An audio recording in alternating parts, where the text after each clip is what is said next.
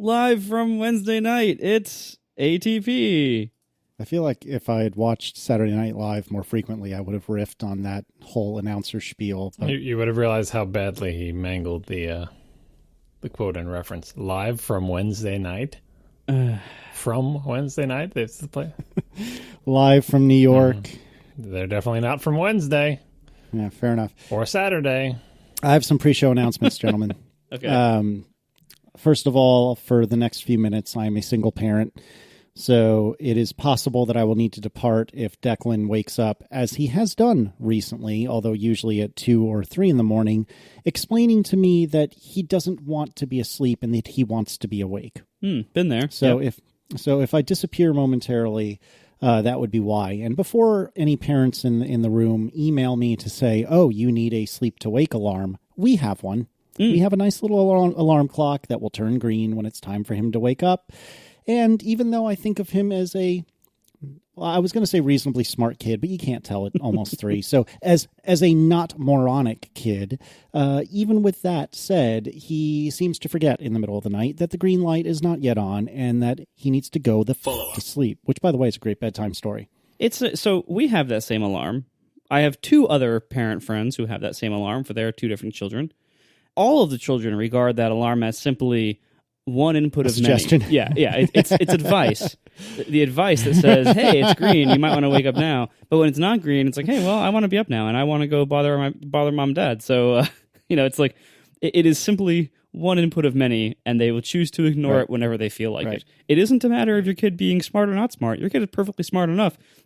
Your kid is as smart as all the other kids who've had these same alarms and have said, well, it's not green, but I don't care, and it doesn't really matter, so I'm going to go in there anyway. I think it worked on my son. We have, of course, have the same thing, but we didn't even try it on my daughter because just personality-wise, it would be useless. In fact, we had to remove all clocks. There's still no clocks in her room. We had to remove all clocks from her room because she would stare at them and be like, whatever her bedtime was, and like 5 minutes after, and I'm still awake. And then so she'd be there like, it's 1:34 and I'm still awake. It's 2:47 and I'm still awake. She would just stare at it and obsess about the fact that she's still awake. So we had to remove all clocks from her room, and we haven't put them back yet. That was years ago. We haven't put them back yet.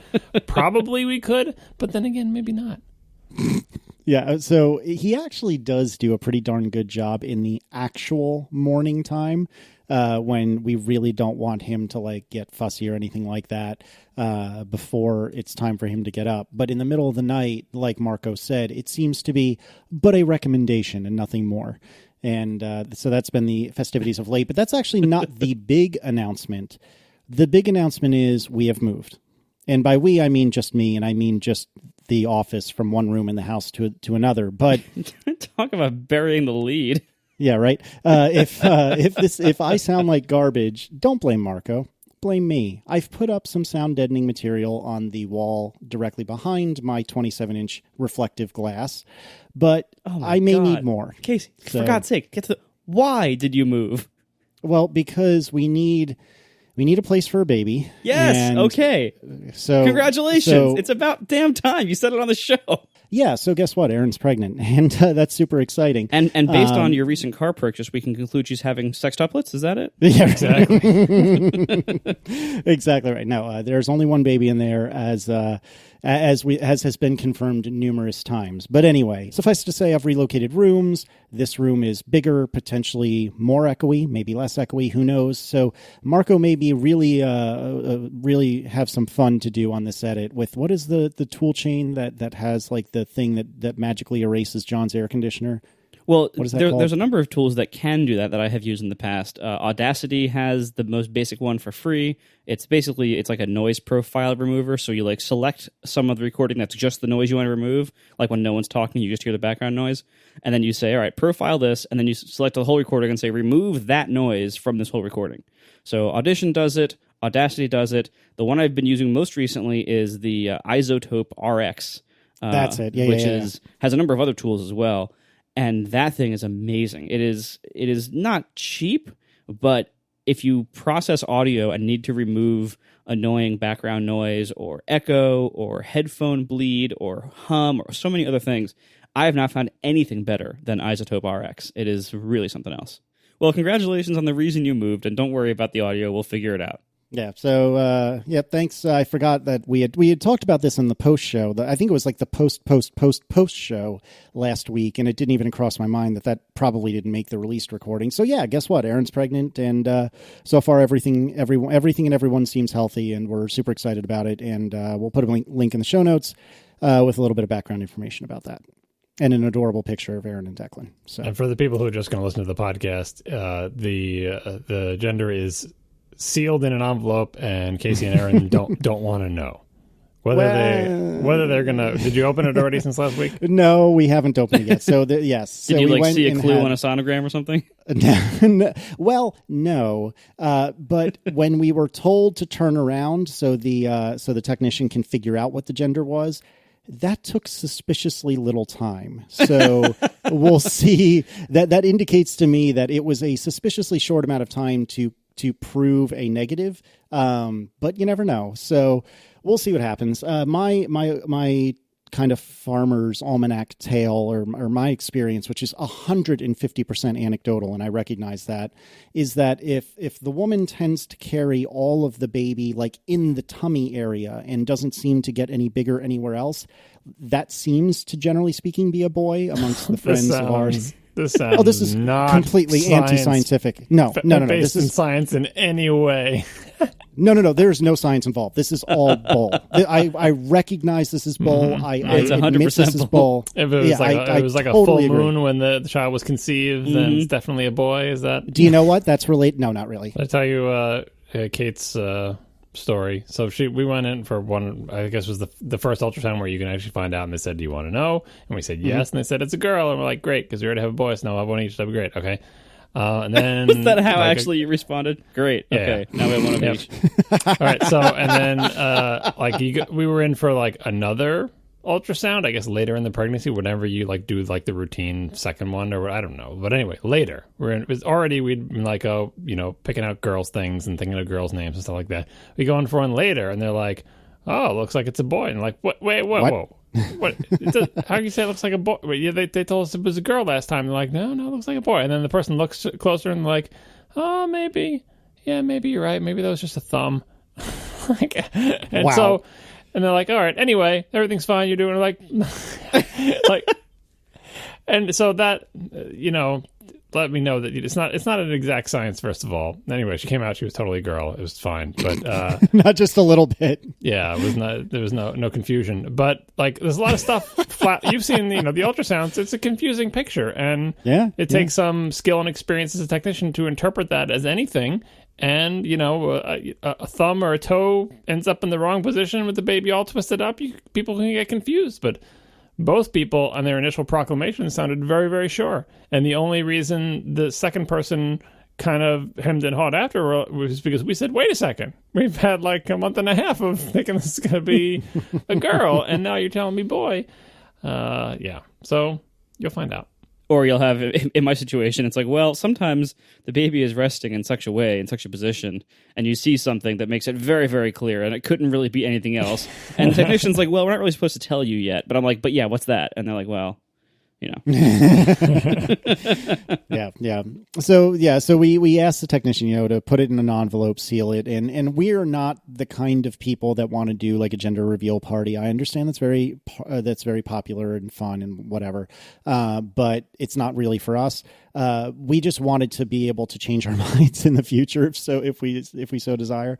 And so we have a sealed envelope with the gender in it, and both of us are very, very type A, very anal retentive. So I would say if you wanted to make a bet that it's likely that we will probably end up opening it, I'm waiting for somebody to like start an ATP pool to see what day it is we open it. But sitting here now, the hope is we will hold out until the baby is born, and we'll see what happens. So, I don't know. In any case, so yeah, I didn't mean to make that the entire pre-show, but yeah, that's a thing. So let's start with some follow-up. And as it turns out, the follow-up is the Marco show today. So, wait, what? If you open the show notes, if you open the show, so as I see or hear Marco saying, "Oh, I should probably open the document." By the magic of Google Docs, I see a new person open up the document, and turns out it's Marco Arment. So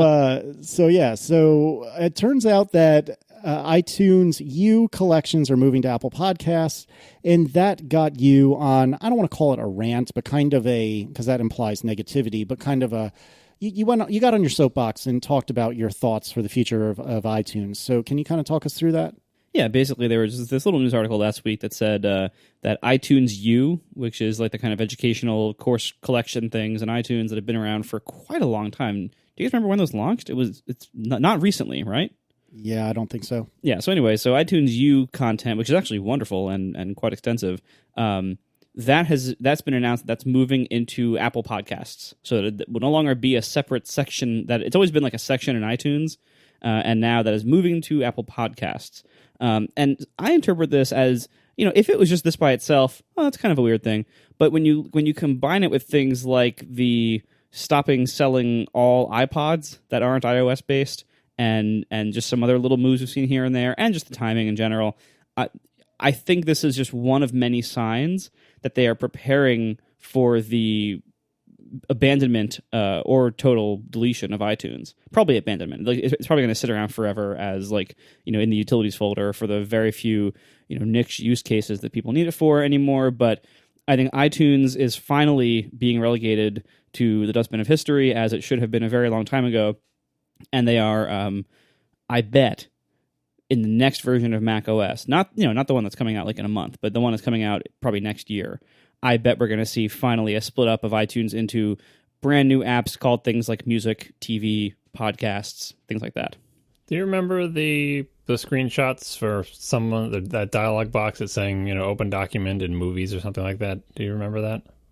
Oh, this just went through not long ago, didn't it? Yeah, someone had found some dialogue in some version of Mac OS, some beta version of Mac OS, that in response to trying to open a video, instead of it opening an iTunes or QuickTime Player, it said, "Do you want to open this in movies?" That's or something right. Like that. Yeah. And it makes me think, if that's real, that's why I wish I could still find it, but I've lost track of it. Is this a case where the replacements for iTunes were kind of almost ready, but just didn't quite make the cut? Or is this the case where they're not going to be ready for a long time, but someone got ahead of the game and did the easy part, which is updating a dialog box or something? Like, what I'm always trying to gauge is, how close are we to the death of iTunes? It's one of those things that probably is not, people don't care enough about it for it to leak like iPhone parts. So we'll probably just kind of find out either when they accidentally post a beta that they're not supposed to, or when someone announces it on stage. I mean, at this point, I kind of wonder how many people will even care, like, based on how many people still use iTunes. I mean, it'll probably be a big deal in the tech press, just because tech press is full of old people who remember iTunes, right? But for everyone else, is it going to be a significant moment? And what I'm worried about is all of the boringly named apps, music. What do I think there's going to be like? Music, movies. What else is it going to be? TV, probably. Podcasts, I would bet.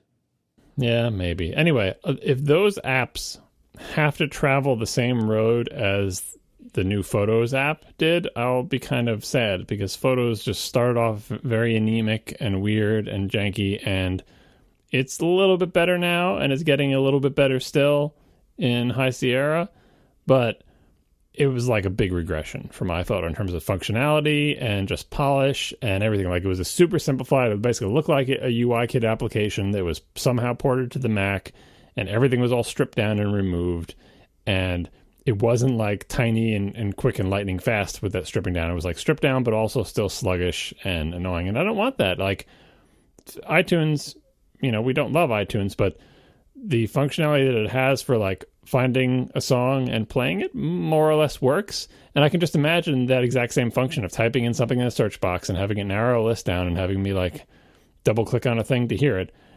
Adding the Photos style lag to every one of those operations, just a few extra milliseconds to make you feel better, and remove as many controls as possible. I kind of already removed a lot of controls, but remove all the controls that you're used to. So it's just like a big empty blank window where everything is a little bit slower than you want it to be, with less functionality than it had before. I'm hoping that's not the case. I'm hoping these new slimmed down applications give us the benefits that we want from them being slimmed down. Not just the lack of confusion about, like, this is just an app for playing music and you don't have to worry about anything else, but that the apps themselves are nicer and they don't just look like, hey, we took the music app from iOS and we put a Mac title bar on top of it. Here you go, because that will make me sad. I think the reason I'm kind of looking forward to this happening, assuming that this is on the table, and I think it probably is. I mean, it does seem like this is the direction they're moving. But one of the reasons why I'm interested in this is just on a basic level, I just appreciate seeing significant effort into the Mac platform. Because it's so easy to look at how Apple has operated over the last few years and conclude that the Mac is really being neglected. And they've done a few things in the very recent past, like basically in the last year, they've done a few things that suggest that no, the Mac isn't being neglected at least anymore. Maybe it was for a little bit, but now it isn't being neglected anymore. And here's some good stuff that's happening. So any sign of significant investment into the Mac platform, which breaking up iTunes and rewriting all these things as presumably new apps, that's a big undertaking. It's not like a big undertaking at the low level OS level, but it is a big undertaking for the app, basically the applications teams, and the people responsible for all these media apps and their backends and everything else like that. That's a big undertaking. And so to have that, to take that on when technically you didn't have to, like they could just keep iTunes going, even though it's terrible, and they could just say, well, it's not really worth ever fixing iTunes, and that would be disappointing. That would show that they don't really care about the Mac anymore. But the fact that they seem like they're probably going in this direction, if they do this, that's a very good sign for the Mac platform in general. And then secondly, in regards to the actual apps, the answer will really be it depends. I mean, a lot of the roles of some of these apps, like podcasts, there has never been a podcasts app on the Mac from Apple. The iTunes can play podcasts, but that's, it's pretty basic and it's really not very well designed for it. Similarly, iTunes can also play movies and TV shows. It pretty much sucks. Like, I've done it. It's not very pleasant to play these things in iTunes. It works. You can do it, but it's not very good. And then the music part of iTunes is this weird, whatever the multi-headed thing is at the Hydra. Mm-hmm. Okay. So it's like this weird, thanks, reference check. It's like this weird Hydra of like, you have like this entire local management thing, along with iTunes Match that matches your local music to the cloud and everything. And then you also have this Apple Music thing, which is really totally separate and works totally separate, but it tries to integrate into the same interface. And the combination of Apple Music into iTunes with your local music library and things like that is a disaster in the UI. It's so clunky and confusing and opens people up to weird bugs and accidental data loss and things. It's really not great at all. So the idea of making a whole new music app, I think, raises the significant question of whether it would be Apple Music only. And I think I would prefer if it was. Because to me, if they could remove Apple Music from iTunes and just let iTunes be the legacy app that does your local music library and has nothing to do with Apple Music, then the Apple Music app could finally have its own like coherent design that would be way less confusing, way more lightweight, would solve people's issues with like storage and cloud matching and everything by basically just not supporting any of that stuff. That would be so much better. So I hope that's the direction they're going. I don't know if it will be. I would give it maybe 50-50 odds if they do this. But are you saying that you wouldn't be able to have a local music collection in the music app? Would iTunes stay around forever? I don't know. There are lots of ancient Mac OS apps that do basically stay around forever. Many of them are buried in the utilities folder, but they're all still there. So if you wanted iTunes to be your local music player, fine, it can keep being your local music player. Also, it isn't the only one that exists in the world. There are other local music players for Mac OS, and if Apple went in this direction with the official music app, and also iTunes basically died eventually over time or immediately, then there would be an immediate large market for other people to make these apps. So I wouldn't worry too much about that, even though I am a person who uses iTunes almost entirely for local music. And that's not going to change anytime soon. But I recognize also that is like a dying breed. And if Apple Music is able to be its own app and basically kick it out of iTunes, that's way better for both Apple Music and local music libraries. Oh, I don't like that idea. I want I think just an app just dedicated to music. Like the solution, I think, is not to say, it's confusing because you have iTunes Match and local files plus cloud files, and it's all confusing in iTunes. The solution is not to not let people do local. It's to make a dedicated music app that, makes it not confusing. Like, so is better about all the things that we complain about iTunes about not respecting your files on disk, about improperly matching them, about not respecting your metadata. Like, it has to serve the needs of the entire range of music you could have. You could have music that you rip from your own CDs or illegally downloaded or whatever that you've carefully tagged and organized over many, many years. You could have a subscription to Apple Music, and all these other things that could be there. And it has to respect them. It has to, it has to treat them, not treat them cavalierly, and do a good job backing things up and be reliable, and all the things that you get a chance to do when you start from scratch with a new application, rather than saying, oh, this is just going to be an Apple Music streaming player, and we'll let, a third-party opportunity to do music. Because I don't think there's enough of a market for there to be, because I just don't think that many people have local music collections that they care that much about, for there to be a robust third-party music player, especially if that third-party music player doesn't support streaming services. Who's going to make that application and say, we're just going to sell to the diminishing proportion of the user base who have local music that they care about? Like, that's not a winning, even without iTunes in the picture at all. Like, that's not a winning formula. So I really hope they don't do that. I hope they have a music app that does everything that it needs to do.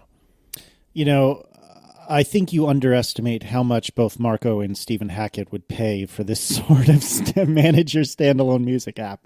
But be that as it may, it's funny because I feel like my heart agrees with Marco, and if I were calling the shots, I would want there to be two different apps. Like, let iTunes stick around forever, but slim it down to be just managing your local music library and or iTunes Match. And obviously there's some nuances there, but let's for the purposes of simplicity, let's call it that.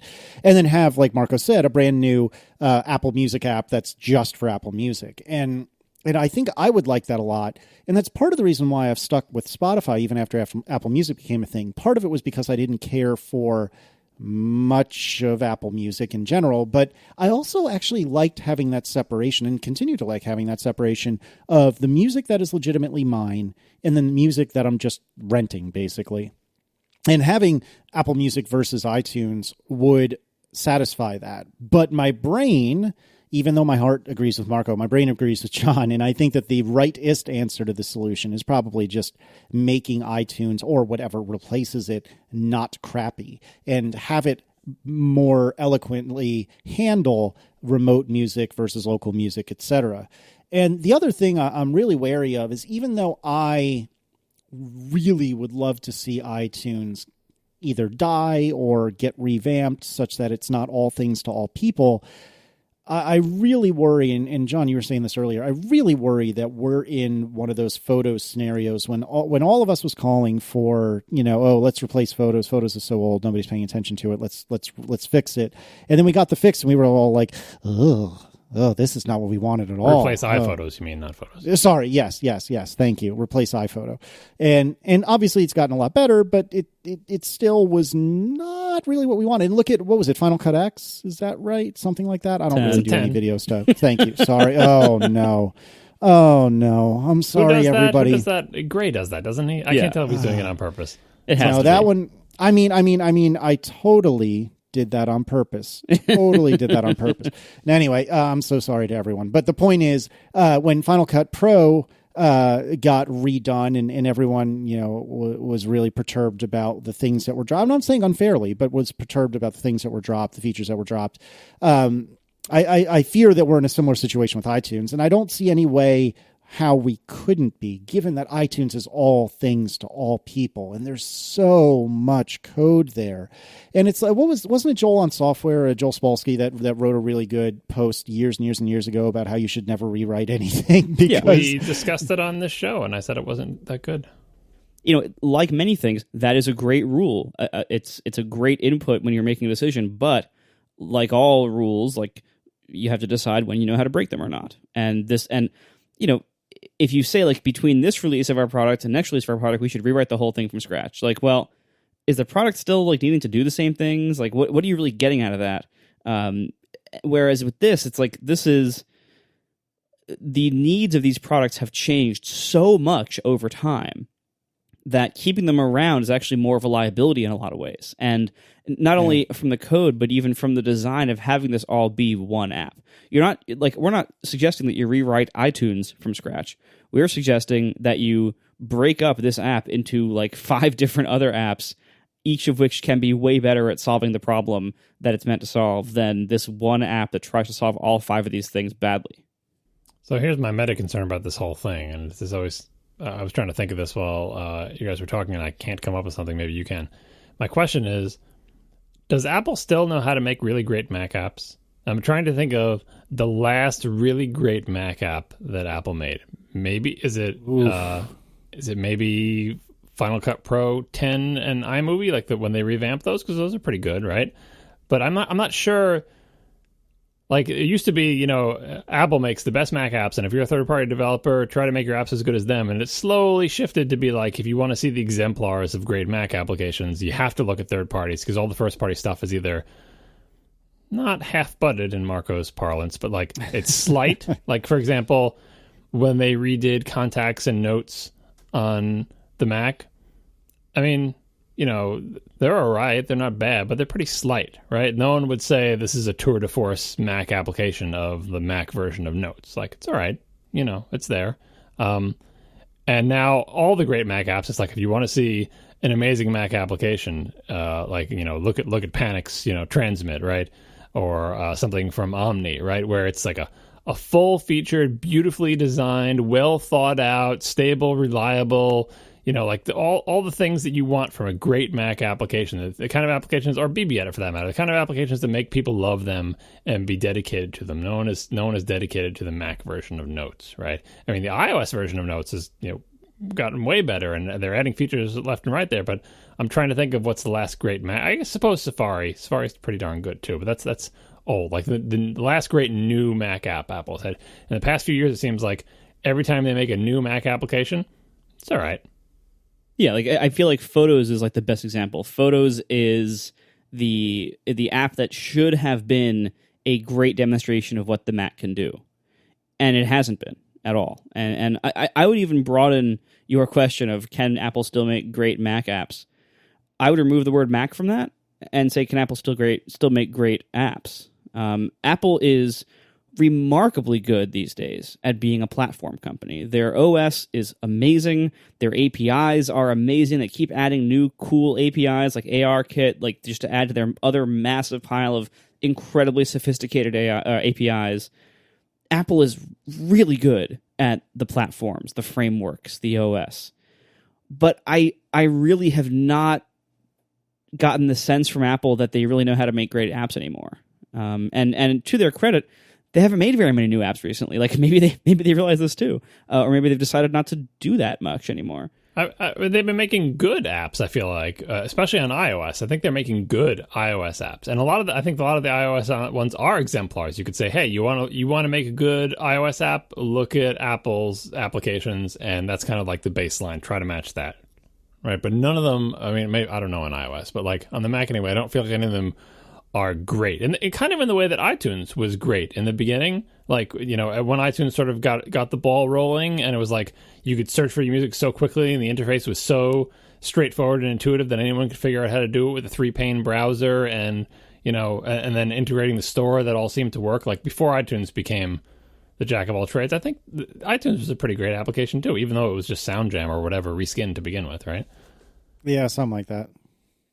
I'm sure there is still the talent in the company to make great applications like what we're talking about if they prioritize them. I think they just haven't prioritized them really. Like they've been doing so much else. They've been launching new platforms and making new services and making the OSs better and everything. They've been doing so much else that it just seems like they don't really put a lot behind their first party apps anymore. And that shows in some big, end of life things like Aperture and also just the kind of languishing nature of a lot of their other apps, along with apps that are revamped into new versions that aren't necessarily as good as the old ones, like the Photos app, when that replaced iPhoto and Aperture.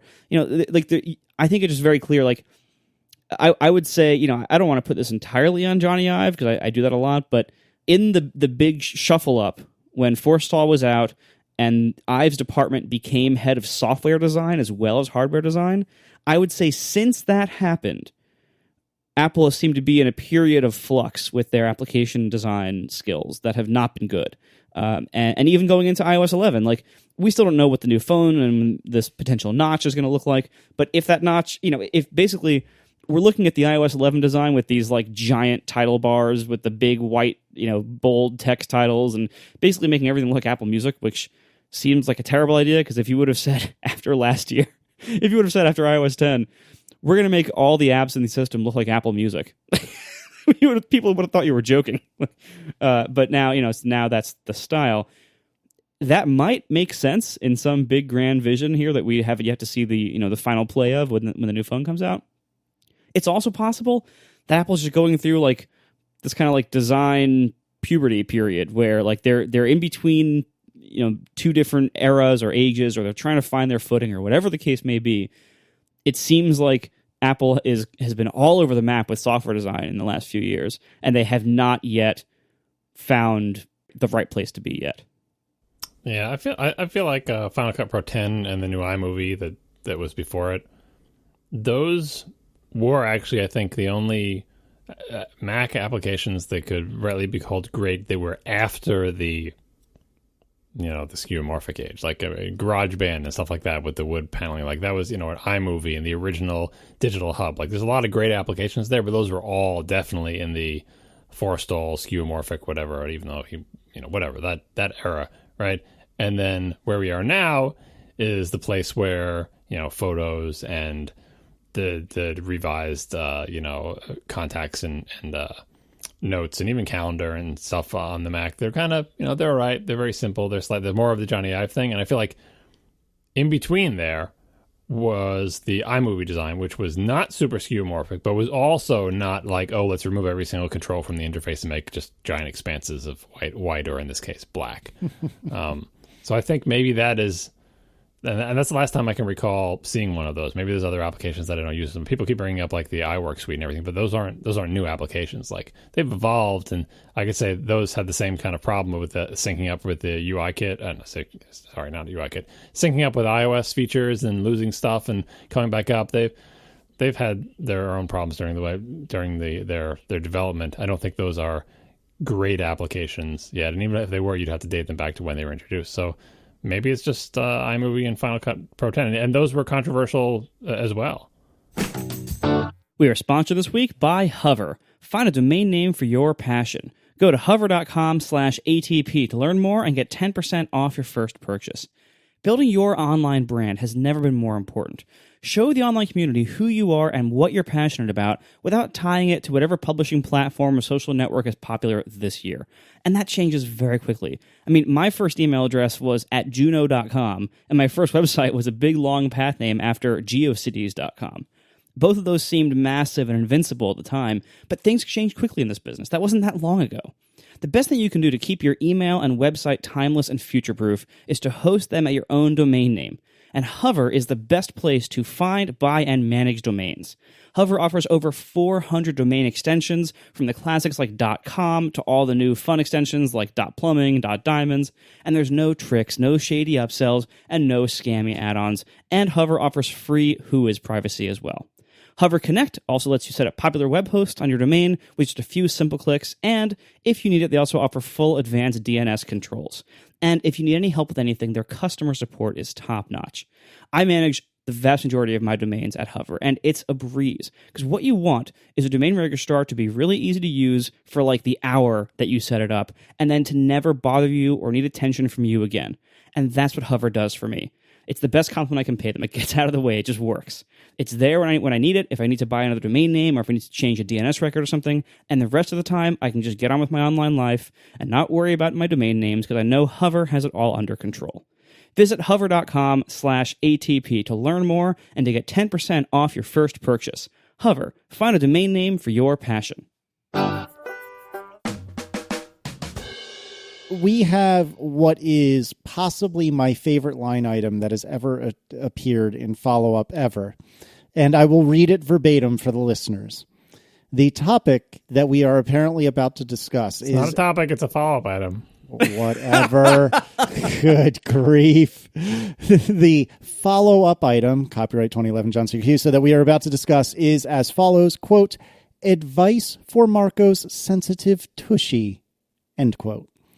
Would one of us, I'm assuming John, like to tell us what his advice would be for Marco's sensitive tush? It's not my advice. It's listeners' advice. Last week we talked about Marco's sensitive tushy and how his bicycle seat hurt his bum. And people had advice for what he could do to make his bum feel better. One piece of advice was to buy shorts with a pad in the butt, especially made for people who ride bikes, made for mountain bikers. So apparently that's a thing that you can get, and someone suggested that. But the other suggestion that I think that is even better is bicycle riders saying don't put all your weight on your butt when you're riding your bike. Put some of your weight on the pedals and some of your weight on the handlebars and some of the weight on your butt, and then you won't have your entire weight on the very hard seat. And if you do that, it will make any seat feel more comfortable for you. I would say the latter option of changing my biking technique to put less weight on my butt, that is a good idea if I was a professional bikeist, but I'm not. You don't have to be a professional bikeist, in your words, to do that. You can change the way you bike and not be paid to be a bicycle rider. That's something I will slowly work towards, but that's like, a gradual technique thing. Also, like, a lot of the riding I'm doing around here is very slowly because I'm riding with my kid, who is now very well riding a bike. That took no time. Thank you, John. You were right. And it's awesome. So we're riding around, but it's riding around very slowly. So, like, it's kind of hard to, like, hold yourself up all that time when you're going like 2 miles an hour. Secondly, the bike shorts with built-in butt padding, I don't really see the point of that, honestly. I mean, again, maybe this is something that professional bikists have some good reason for, but if they're saying the seat shouldn't be padded, your shorts should be padded. Well, I think they're both padded. Like, you're doubling up the padding. I guess. Then you get to look like stupid sexy Flanders. I appreciate these two options written in by the professional bikists. I am not going to take either of them. Instead, I did what I said I was going to do last week, and I just went on Amazon and spent $18 on a really soft, cushy seat. And that's great. And it fixed it pretty much as well as anything besides new tires could. So, done. Oh, stupid sexy Flanders were skiing, not biking. Wasn't there a Simpsons episode where Flanders had bike shorts too? Anyway, bike shorts, you can kind of be an homage to stupid sexy Flanders. Is this the first time I've ever had a podcast topic about my butt? I think it might be. Not the last. Probably not. And just to do a quick status check, how many bikes did you buy in the last week? Well, how do I measure?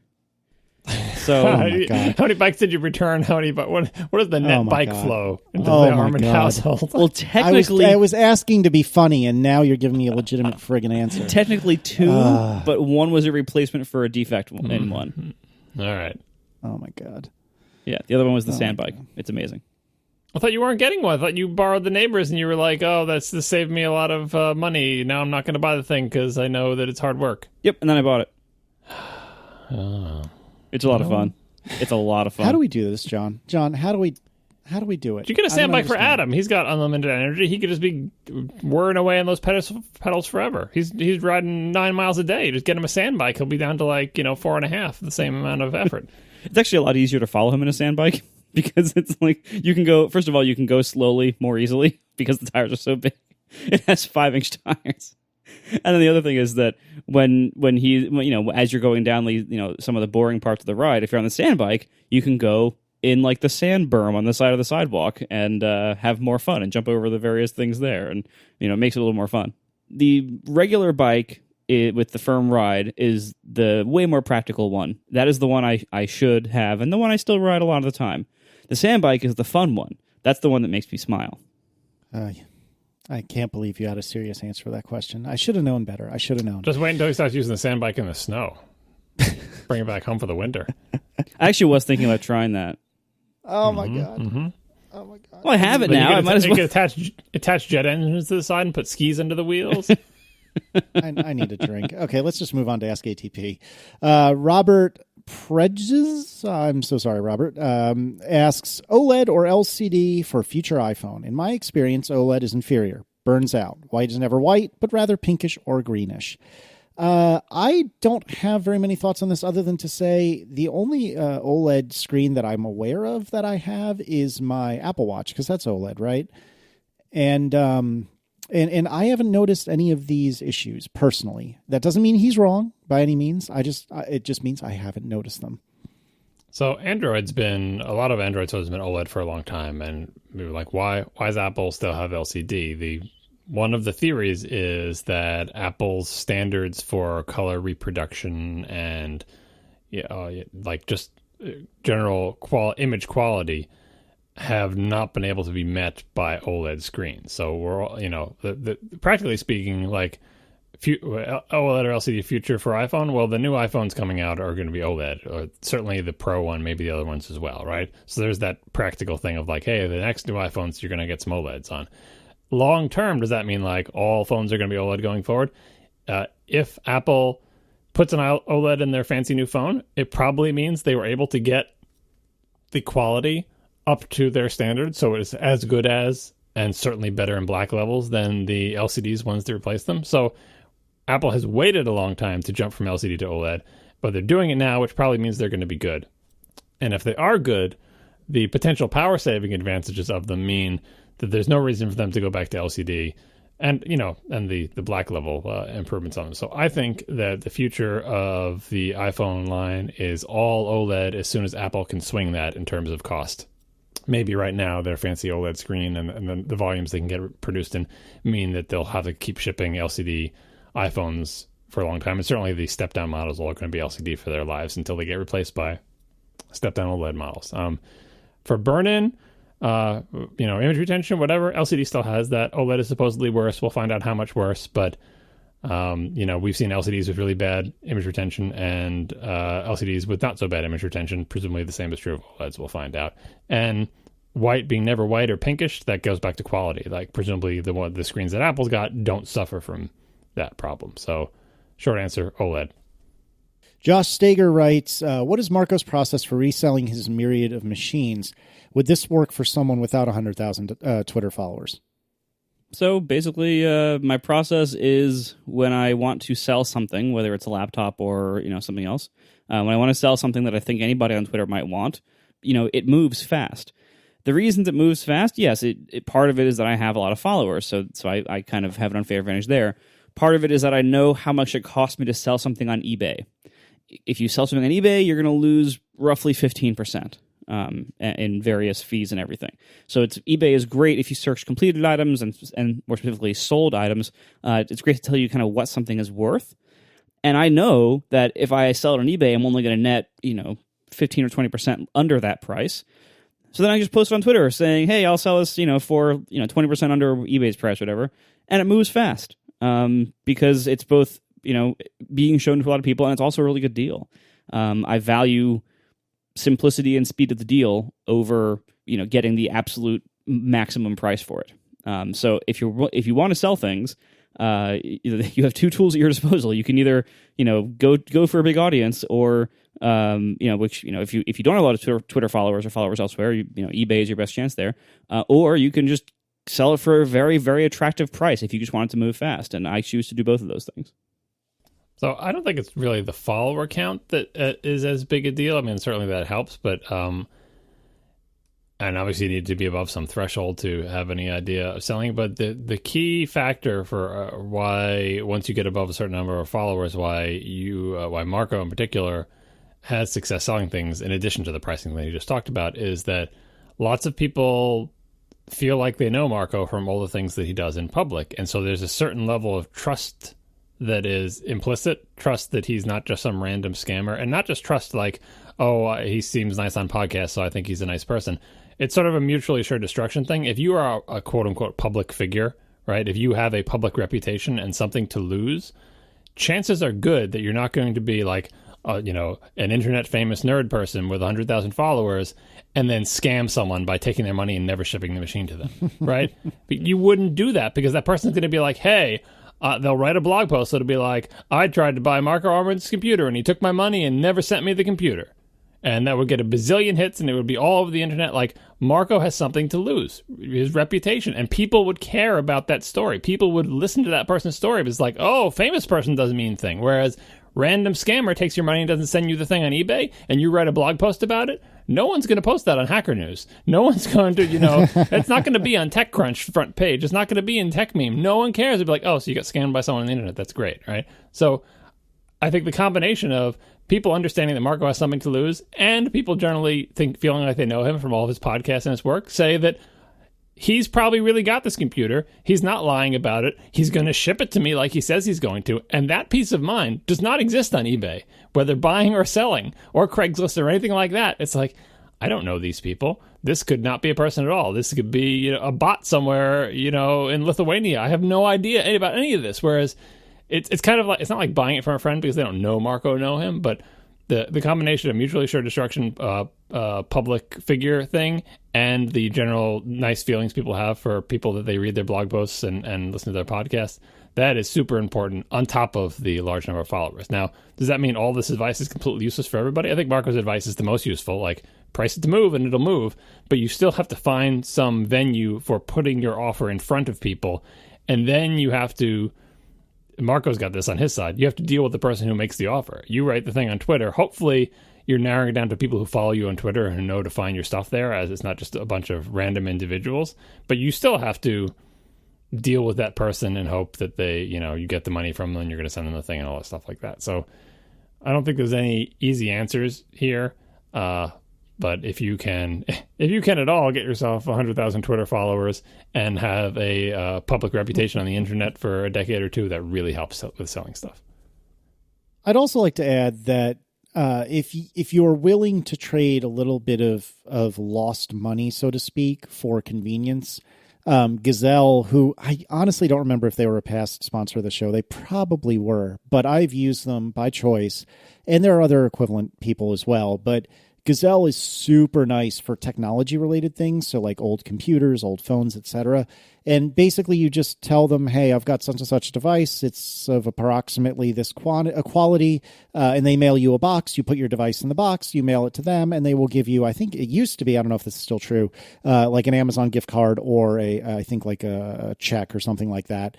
And typically these prices are not as good as they would be if you did like an eBay or something like that, but they're not terrible. And if you're willing to trade a little bit of money for supreme convenience, and you don't have 100,000 Twitter followers, I definitely recommend looking into one of these places like Gazelle. I've heard very good things about some sort of quasi-equivalent thing, or maybe it's more like eBay that Amazon does. I don't know anything about it really, but I've heard good things. But there are ways you can do this, is what I'm driving at. There are ways you can do this without having 100,000 Twitter followers. I would also say if what you are selling is an Apple product, if you're going to go that route, check out Mac Me and Offer.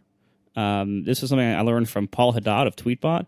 I got a great deal on one of my MacBook Pros that I sold last year by just selling it to them instead.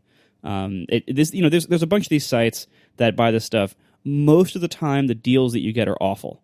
A big site like Gazelle, the prices you get are hideously bad. Like, you only sell to them if you really, really don't want to go to like eBay or something like that. But yeah, and sometimes it doesn't work out. Sometimes, like one of the things I found is when you're selling something that is not that old, but not that popular or not selling very well. So, for instance, when I sold my 15-inch Touch Bar last year, or when I sold the 12.9-inch iPad Pro, those were things that, because I guess they weren't selling that well, Apple was discounted them pretty deeply in both their refurb store and through partners like Best Buy and Target that are like Apple's official retailers, but that like things go on sale there mysteriously when Apple needs to move more of them, even when Apple themselves never puts anything on sale. So if the thing you're selling is one of those things, you might be stuck with something that's not worth nearly what you paid for it or what you think it should be worth. But if you go to one of these sites, you can usually get a bunch of offers and pick whatever one is easiest for you. All right, the final Ask ATP for this week. T. Delm writes, have any of you ever seen a doctor or physical therapist because of RSI? I will start because I have a boring answer, which is no, I haven't. Every great once in a while, one of my wrists will hurt ever so slightly, and I'll adjust my positioning or whatever the case may be, and I've been lucky enough that it tends to go away very quickly. This is where the entire internet writes in to say, oh, you've already got it, it's too late. That's probably true, and that's okay. I will try to do this in order of severity of RSI problems, so I will move on now to Marco. I don't think I've ever seen a doctor for RSI. I did have a major back issue that put me into physical therapy for a little while, about 10 years ago. But that was, I asked a few RSI-related questions during that whole process, but I made a few changes that happened to be similar because it was about like sitting too much and stuff. But otherwise, the answer is generally no. I've only had very minor RSI problems, and I have solved them mostly by reading a few books and articles and making changes to make sure my desk is the right height, make sure I have an appropriate chair, and I switched to a natural keyboard with the split layout. And those things were basically enough for me to solve my minor issues so far. All right, John, I'm buckled in. Let's hear the story. So I have gone to a doctor. My first really bad flare-up was back when I lived in Georgia, shortly after graduating college, and I went to general practitioner and got referred, and nothing really came of that. And then everything they recommended was not useful. I eventually moved back up to Massachusetts, and same deal. Went to a general practitioner, got referred, eventually found a physical therapist who actually helped me. And kept going to see that person for a while, and did a bunch of adjustments and life changes and stuff like that. And now I'm basically managing it. The difficulty with this is it's hard to find doctors or specialists or GPs who understand RSI at all, right? A lot of doctors have a vague surface level understanding that's basically at the same level of the average person, where they think RSI is synonymous with carpal tunnel and don't really know about any of the details and give you dumb advice or tell you to take Advil, all of which is useless. If you do find someone who actually understands RSI and treats RSI and, takes it seriously and actually knows what will help people because they have lots of patients that do this, that's great, but it takes a lot of tries to get there. I don't think anyone ever needs their general practitioner to do anything for them. Mostly you need to find some kind of specialist, whether it's a specialist doctor or occupational therapist or physical therapist or whatever it may be. I always tell people that I would tell Casey, see a doctor, but it's good advice because it's something they should do, but it's bad advice because I know if I tell them that and they go see their doctor is almost certainly not going to help them at all. But you have to keep going and you have to use the internet, find other people in your area who have RSI. And as I think everyone has learned now in this age where everybody sits in front of something and types for long periods of time, that, if you're certainly in our tech nerd programming circles, right? But I think just in general, the number of people that we all know that have RSI is way bigger than people think. Some people just don't talk about it, but just think about it. Who do we know that has had RSI? You both know me. Marco's had it a little bit. We know Mike Hurley. We just go through all the Relay family. Gray has RSI problems. There's a lot of people have it. And so there is a market for helping these people. So you should be able to find, it'll be difficult. I admit it will be difficult. It will not be easy, but you should be able to find someone who can help you in your area. And what will help you, what kind of doctor will help you, what kind of treatment will help you, I don't know. But the worst thing you can do is ignore it. So you have to go through that annoying, terrible U.S. healthcare system rigmarole of doing whatever you have to do to get whatever referrals you need to have. And if referral's crappy, go back to your GP if you still need a referral and say, I would like you to refer me to this person. Or sometimes you just can't, this person is out of network and you have to pay out of pocket. You have to do what you have to do, but ignoring it is the worst thing you can do. So, short answer to that question, yes. Some of us have seen a doctor / physical therapist because of RSI. Oh, my word. We should answer the next yes or no question we get. We should just ask her, each of us give a yes or no answer. Yeah, okay. I'm not sure I'm capable of that, and with respect, I am positive that you two are not. No, I could totally do it. No, you're wrong, sir. We are sponsored this week by AfterShokz Bone Conduction Headphones. Go to atp.aftershokz.com to learn more. AfterShokz headphones work by bone conduction. Small transducers rest in front of your ears, not inside or around or on top of them like most headphones, and they send vibrations through your cheekbones directly to your inner ear, which bypasses your ears and eardrums. So unlike every other kind of headphone, bone conduction leaves your ears completely open with nothing in or on top of them. And this brings some major benefits. So first of all, it's great for comfort if, like me, earbuds actually hurt your ears. And they're also, as I'm finding this summer, great for exercise and hot weather, because they don't cover your ear, so they are far less sweaty than regular headphones. And if I do sweat a little, or if I get caught in the rain outside, no problem. They are IP55 certified for water resistance. And for me, the biggest thing about AfterShokz, the big reason that determines whether they are right for you, is that because nothing is blocking your ears, you hear all of the sound from the world around you. So this can be a bad thing if you're in a place like a very loud subway station, but this can be a very good thing if you think about it in different situations, such as if you are taking a phone call while doing things around the house, or you need to listen for your kids while you also listen to a podcast, or if you're, like I do here, walking or cycling or running, when it's really important for safety and practicality for you to hear the world around you, but you might want to listen to, an audiobook or a talk show while you're doing that. AfterShokz work great if you need to generally hear the outside world while you want to listen to a podcast or take a phone call. If I'm honest, sound quality for music is not great. You want these things for spoken word content when you're in an environment where you want to hear what's going on around you. That's the best, and AfterShokz are so good for that. Here I am, I'm on vacation for about a month. I have only brought with me the AfterShokz headphones for all of my portable use. Every day I've been walking my dog and taking bike rides for like 2 hours using AfterShokz, and they are the best for this purpose. I'm so happy with them. The model I'm using, it's a flagship model called the Trex Titanium. I cannot recommend this enough for outdoor activities, doing stuff around the house, anywhere where it's not too loud around you and you want to hear what's going on around you while listening to talk content. They are perfect for that. Battery life is great. They're water resistant. Check it out. The AfterShokz Trex Titanium retails for $130, but through our link, atp.aftershokz.com, you can get a pair for just $100. atp.aftershokz.com. Thank you so much to AfterShokz for sponsoring our show. I got 2 pieces of bad news this week. I'm going to start with the easy one because that's not a topic, but it's just sad. And if people have workarounds, I want to hear it. Apparently, there's a new version of the Google Photos uploader. And in that new version, I'm being told by a friend of mine, it does not recognize network, or perhaps there's just no place to add a network share. I have not yet updated, and now I fear it.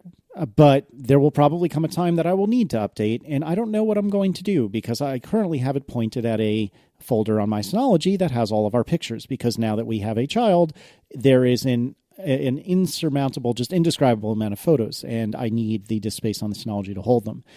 That was bad news number 1. Bad news number 2. The M5 only comes in automatic now? Oh, that's right.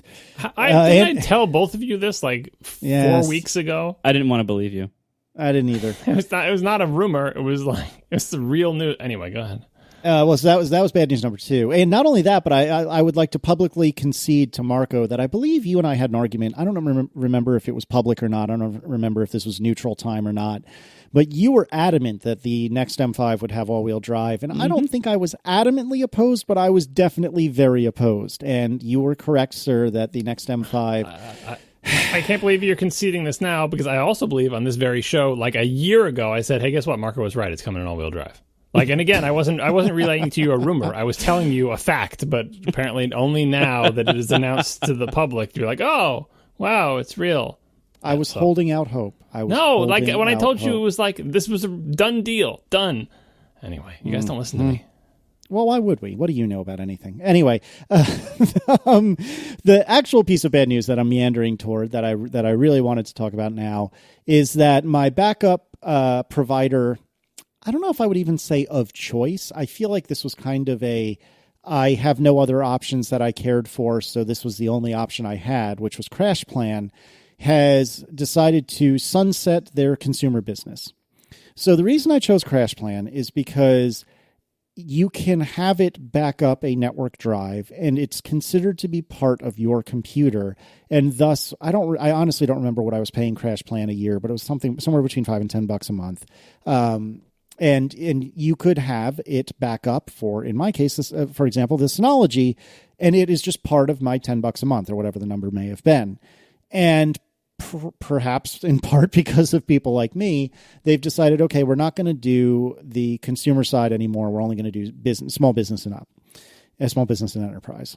And it's not going away for, I think, over a year. And so I have plenty of time to figure out the answer. But I've already been wanting to move away from CrashPlan because they have the world's worst native app, which isn't really that terribly native. It's a god-awful Java app.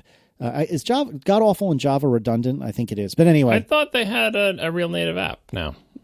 I believe they promised native apps basically every 3 months for the last 2 years and never actually delivered them. No, I think they have one, but it might only be for the business customers and not for the consumer ones. That's exactly it. So the thing I've been told, and again, I don't know if this is true or not, is that it is only for the business side. So one of the options that I have as a CrashPlan user is I could change to a business plan. And I didn't think I wanted to do that on account of the fact that I didn't want their god-awful Java-based client app. But as we just established, perhaps the business app or the business side wouldn't be so bad. But I haven't had an overwhelmingly positive experience with CrashPlan. It just hasn't been negative enough for me to do anything about it. So at this point, I'm starting to explore, okay, what are my other options? And not only because they've sponsored the show, and so they've given us some money in the past, and I'm kind of endeared to them for that, but because everyone I know genuinely has said that that Backblaze is phenomenal. I've been looking at Backblaze, but the problem with Backblaze is you can't do a network share and have that as part of a regular home Backblaze plan, which is, if I'm not mistaken, why Marco is running iSCSI, or was at the very least running iSCSI on the Synology. There you go, because then it's treated as sort of kind of a local drive as far as Backblaze is concerned, and so you can upload your Synology and still have a regular consumer plan. So I could go iSCSI, but I've heard Marco say in the past a lot of terrible things about it, and justifiably. Like, given what you've told me about your experience, I am fearful of going down that road. Yeah, nobody should do it. So there you go. So I've heard some stories about, and somebody saying in the chat right now, you can mount it as via NFS and do some Unixy things, and maybe that would work. Okay, maybe. I've had a lot of people recommend using Backblaze B2. Well, hold on, John. I'm almost done, I promise. I was going to say, people saying maybe that will work. It does work. People do this. It is the thing you have to futz with, but it absolutely is the thing that works with Backblaze. You can trick Backblaze into backing up your network share either by using iSCSI like Marco, which no one should do, or by using the various means to mount your thing through NFS or AutoFS or whatever, and that will work as well, but that's also annoying. Right. And that's the thing, is I want something that's not fiddly, because for all the bad things I have to say about CrashPlan, it was not fiddly, which is good. So what was my final option? Backblaze B2. That's what it was. One of the things that Backblaze is offering is, instead of doing the traditional Backblaze home offering, you can do Backblaze B2, and I'm not entirely clear on the delineation between the two, but for the purposes of the conversation so far anyway, it's basically a different kind of storage plan, a different kind of setup, where it's half a cent a gigabyte per month in order to back up to there. And if you were to download more than just a pittance, then there's a charge for that. But that would hypothetically work for the Synology, and in fact, they have software, or I think it's actually the Synology itself has a front end that can upload directly to B2, such that it would be very not fiddly. However, I have personally between 4 and 5 terabytes of stuff on the Synology that I think is worth backing up. Now, a lot of that is say ripped copies of Blu-rays that I still own, before anyone starts calling the RIAA and MPAA. That too, thank you. My bad. Wrong medium. But anyway, yeah, I realized that after you said it. But the point being, I'm not even talking about things that have fallen off of trucks. A lot of this stuff is stuff that I have in Plex for convenience, if nothing else. And I recognize that I could rebuild it, and I could perhaps exclude that from the backup. But here again, my preference is, I am willing to throw some modicum of money at this problem in order to make my life easier. This probably sounds familiar given our conversation about Marco selling things. So if I wanted to go to B2, which is my current theory, it equates to roughly $20 a month, which is a far cry from, I think, the $60-ish a year that I was giving to CrashPlan. So I think the two most appealing options for me, and then I'm going to stop talking, is go to the CrashPlan small business plan, which is probably approximately the same money I was paying, and it should, in theory, capture the Synology like it used to.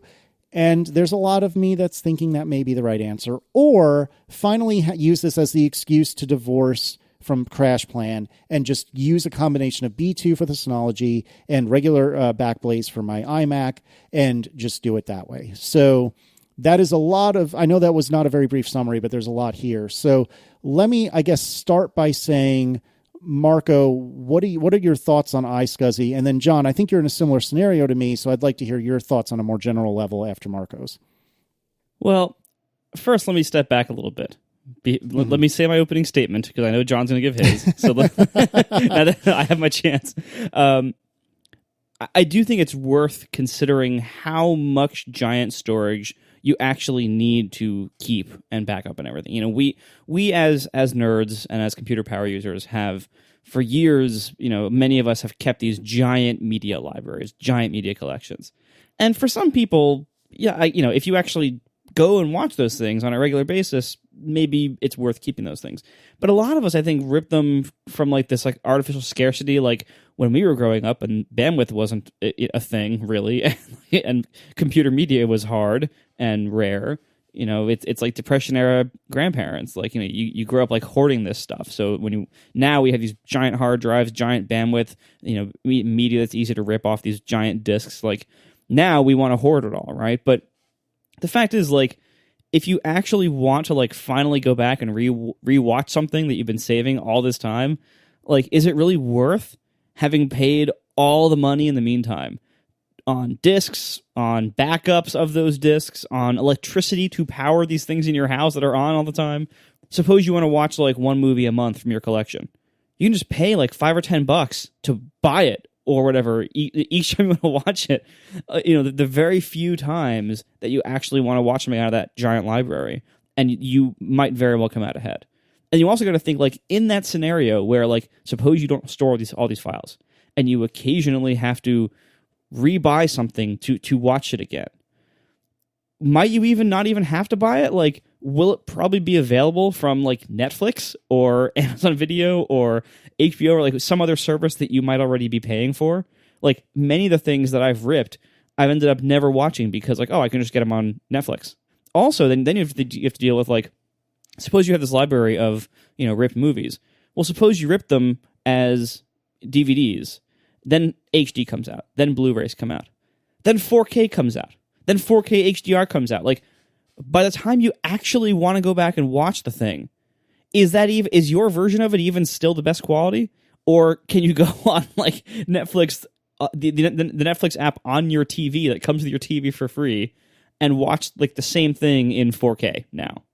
You know, so like I highly suggest that anybody who's dealing with this problem of how do I back up a massive collection of media really do some introspection here as like, do I really need to be storing all this stuff? And if I am storing all this stuff, do I really need to be backing it up as much as I'm backing up like my family photos? Or is this a lot less important? And can I either delete it and stop worrying about all this, or not be backing it up in so many different places?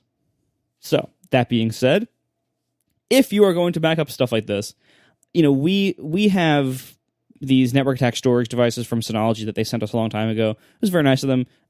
Network attached storage devices are very complicated. They're a huge solution to what might be a small problem. If your problem is I need more disk space, a NAS is massive overkill for that problem because they are big, they're expensive, they are entire other computers that you need to manage. You need to run separate software updates because they have their own software. Usually they're Linux-based or something. And because they're kind of their own computers, their own kind of servers, but they don't quite run Mac OS or Windows or, you know, anything that you're used to using on a regular computer, they have their own special applications. They can't run the applications that you might want. The processors they run are usually very low end, so certain things like Plex transcoding are very limited, or you need certain models with certain accelerators or whatever else. Running a NAS they're very powerful because they are their little app platforms. But if your main problem is I want more disk space for apps that run on a Mac, I would say a NAS is really quite overkill. In the years since we've all gotten these network attached storage NAS things, is it okay to say NAS? I never quite know. Is that like saying NAS, or is it actually like acceptable? I think it's acceptable, unlike nitrous socks. No, not whatever the nitrous is that yeah. This is why our car show was never good. Anyway. Yeah, so also in the time since we've gotten these NAS devices, hard drives have gotten way bigger. Like, we got these when the biggest disk you could buy at the time was 4 terabytes.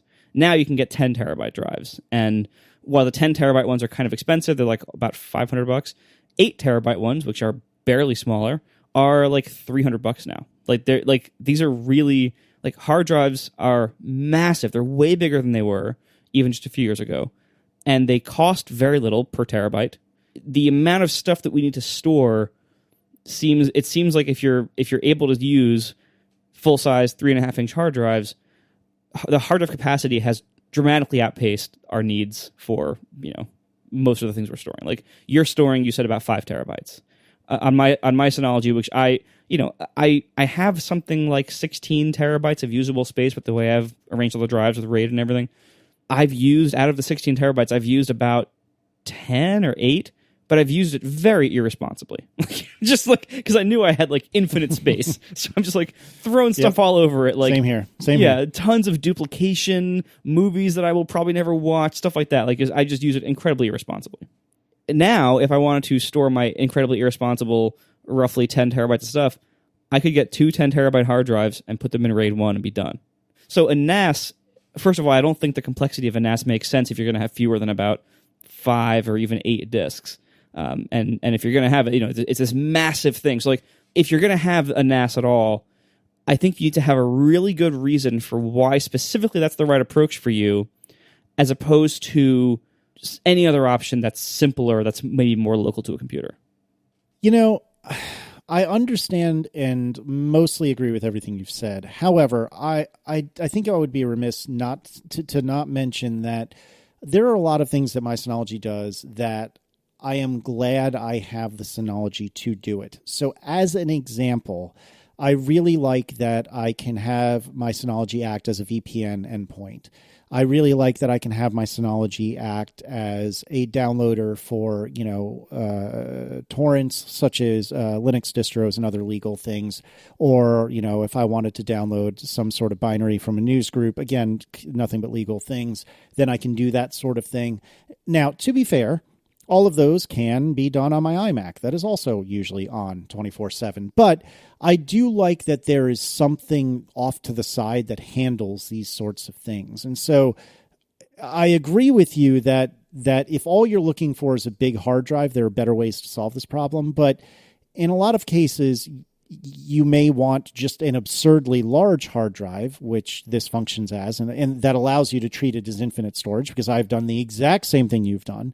Or maybe you want to actually leverage some of the features of this computer that's always on your network. So there's something to be said for that too.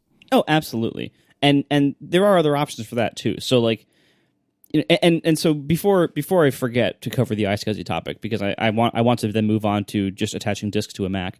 But before I forget to cover iSCSI, so for those unfamiliar, the way iSCSI works in a NAS situation like this is basically the NAS treats a disk partition.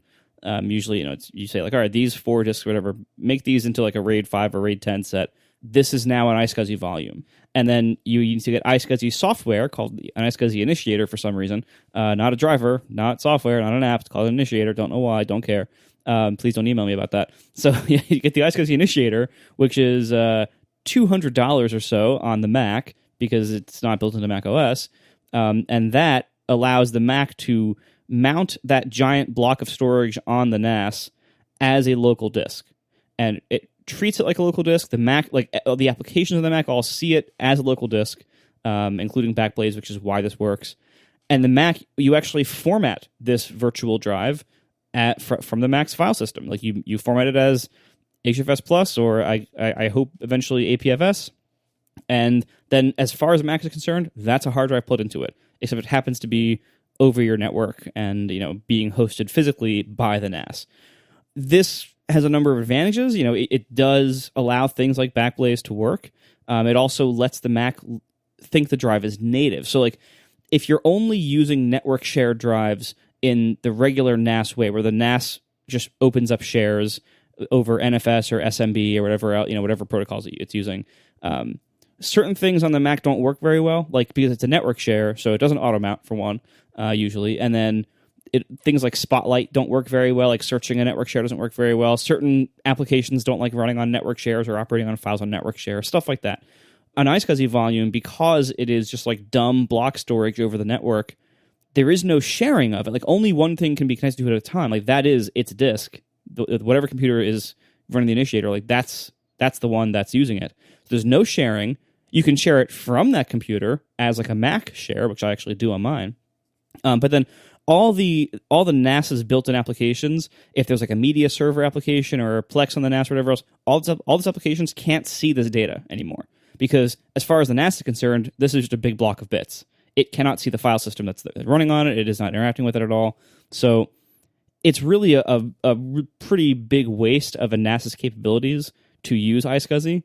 Also, iSCSI is fragile. Because you're treating the network like a local disk, it must be on a wired connection. If that connection drops for a second, it unmounts. And that could be damaging your data or whatever else if it comes at the wrong time or whatever else happens.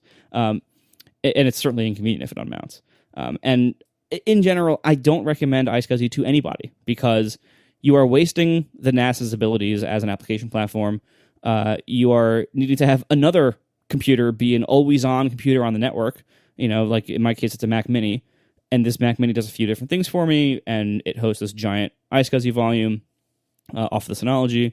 So like you're already using a computer that's on all the time anyway, but using a NAS as basically a giant hard drive enclosure, which is fine if you already have one, but I would never in a million years recommend that anybody who's starting fresh and doesn't already own a NAS do this. It is a terrible idea, and nobody ever should do this. All right, John, you've been very patient. I appreciate it. Tell us your thoughts. Well, I was going to talk about alternatives to CrashPlan, but now apparently I have to defend the concept of a NAS.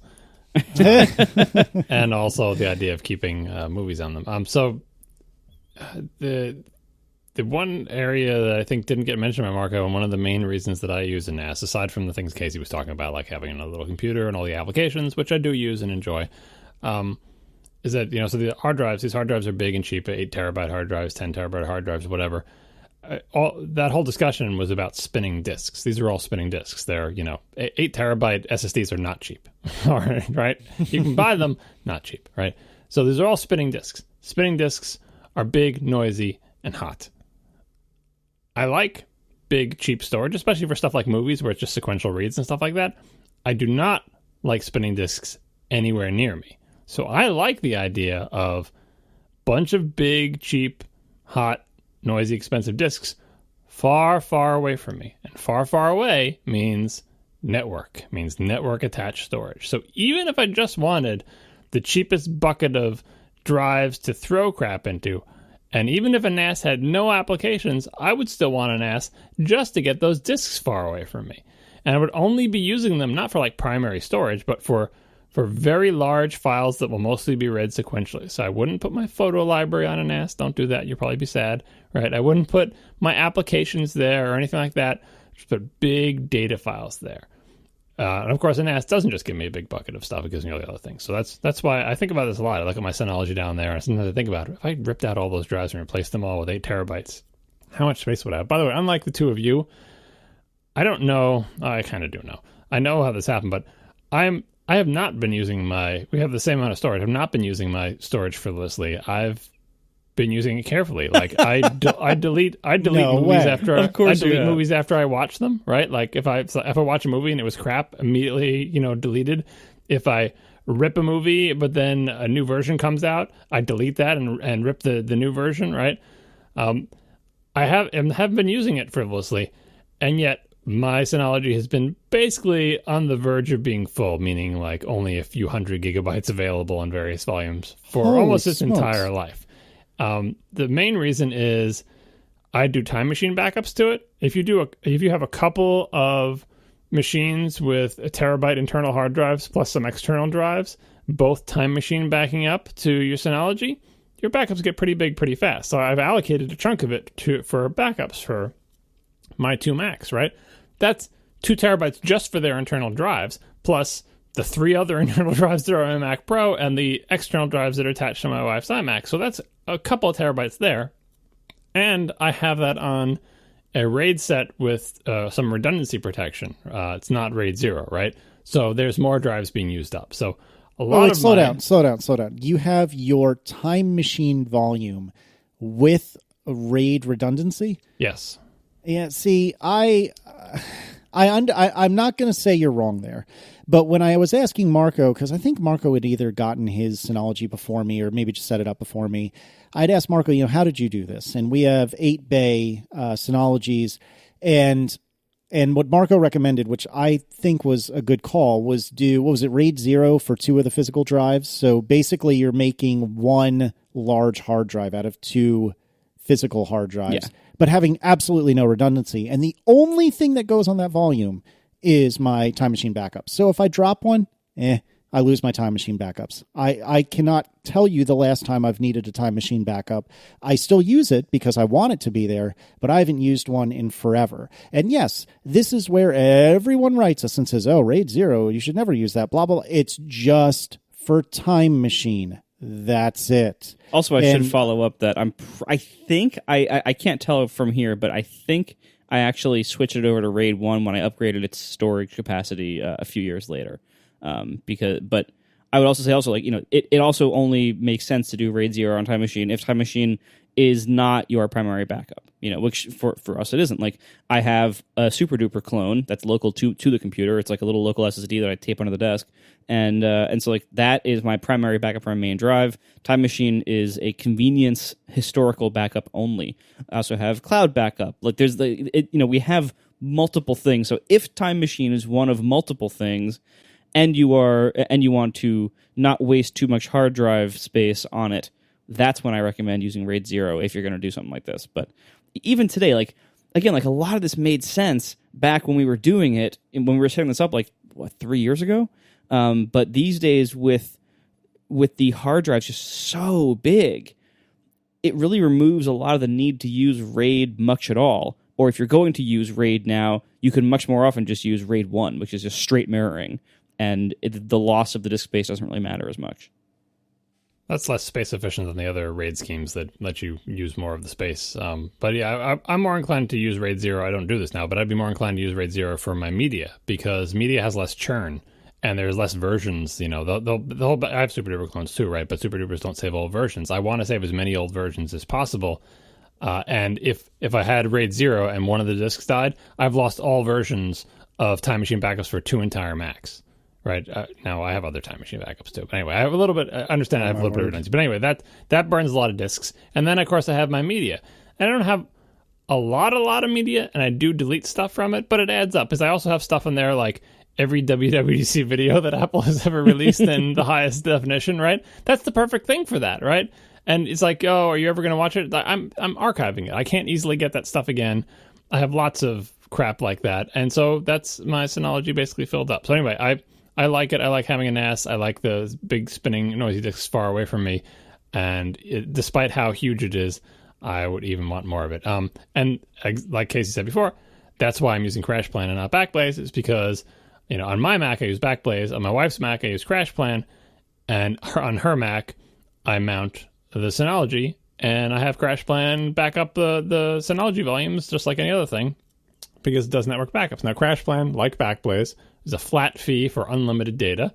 And like Casey, I take advantage of that, and I have about 5 terabytes pushed up to CrashPlan. It's like, you said enter as many times as you want, so I did. That's just for Jason Snell. I probably blew the quote. Sorry, Jason. So it was a great deal, right? And maybe that's why they're not offering it anymore. It was like, we can't afford to do that, right? So I'm in the same situation as Casey, where they're sunsetting their consumer product, and I have to figure out what I'm going to do about it. I forget how much I'm paying for a CrashPlan per year, but it's super cheap, especially for the amount of data I'm putting on it.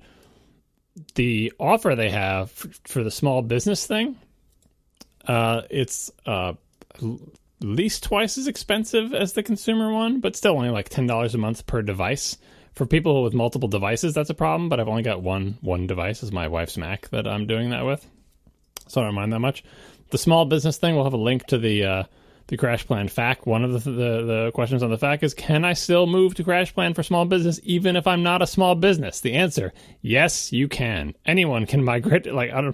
Why is it? It's just called small business. You don't have to be a small business, although annoyingly they make you enter a company name, so I entered some bogus thing or whatever, but you do not have to be a small business to use a small business, and it's $10 per month per device. But if you're a current CrashPlan subscriber, there's an apology price for 1 year that is 75% off. So it's $2.50 a month to upload unlimited data to CrashPlan. And if you already have a CrashPlan thing, you don't have to re-upload your 5 terabytes. It will migrate your existing 5 terabyte backup, and you'll just continue as normal. That deal was too good for me to pass up. $2.50 a month for a year, starting at the end of my current subscription that was extended for 60 days for unlimited backup? Yes, please. Right? Even when it goes up to $10 a month, I might keep paying it just for the convenience. I'm pretty sure I'm still running the Java application, and no, it's not the most efficient thing in the world, and it fills my disk with big files and takes a lot of memory and does stuff. But in general, I have enough control to make it lay off when I'm using the computer and only run when I'm not using it. And for the most part, it's done its job. They do it does a pretty good job of finding the files and backing them up. And I just can't beat that pricing, right? And so at the end of 2018, when my gravy train ends and I have to decide whether I want to start paying $10 a month for my 5 terabyte backup, that I might be like, okay, that's, I'll just unsubscribe from Hulu or whatever the hell streaming service that I haven't used in a long time, take that money and put it towards this. Or I might use one of the alternatives he listed. But for now, the sort of what's the least I can do to not have to think about this problem until the end of 2018, it was do the small business migration. A lot of people are mad at CrashPlan, like, oh, I'm never giving them a business, blah, blah, blah. They should have handled the transition better. Arguably, the 60-day extension could have been like a 1-year extension or whatever, but there's no real easy way to do this. I made a plea to Backblaze, which I use and enjoy, but that doesn't do network volumes, on Twitter, which is where you interact with brands. In case you didn't know, where you engage with brands. I engaged with the brand on Twitter, and I said, hey, I would love it if you could back up network shares. And the disembodied voice of Backblaze, the corporation, said on Twitter, unfortunately, they left out a comma, our business model would need a lot of reworking for us to offer NAS/server for a fixed rate. So basically saying, like, we don't, and what I said to them back was like, so obviously they can't, they would need to figure out how they can pay for that. And I said, well, you don't need to do what CrashPlan did, which is whatever their thing was, like $60 a year for unlimited. All you need to do is match CrashPlan small business, because CrashPlan for home is gone. You don't have to match their price anymore. Like, apparently that was an unsustainable model, right?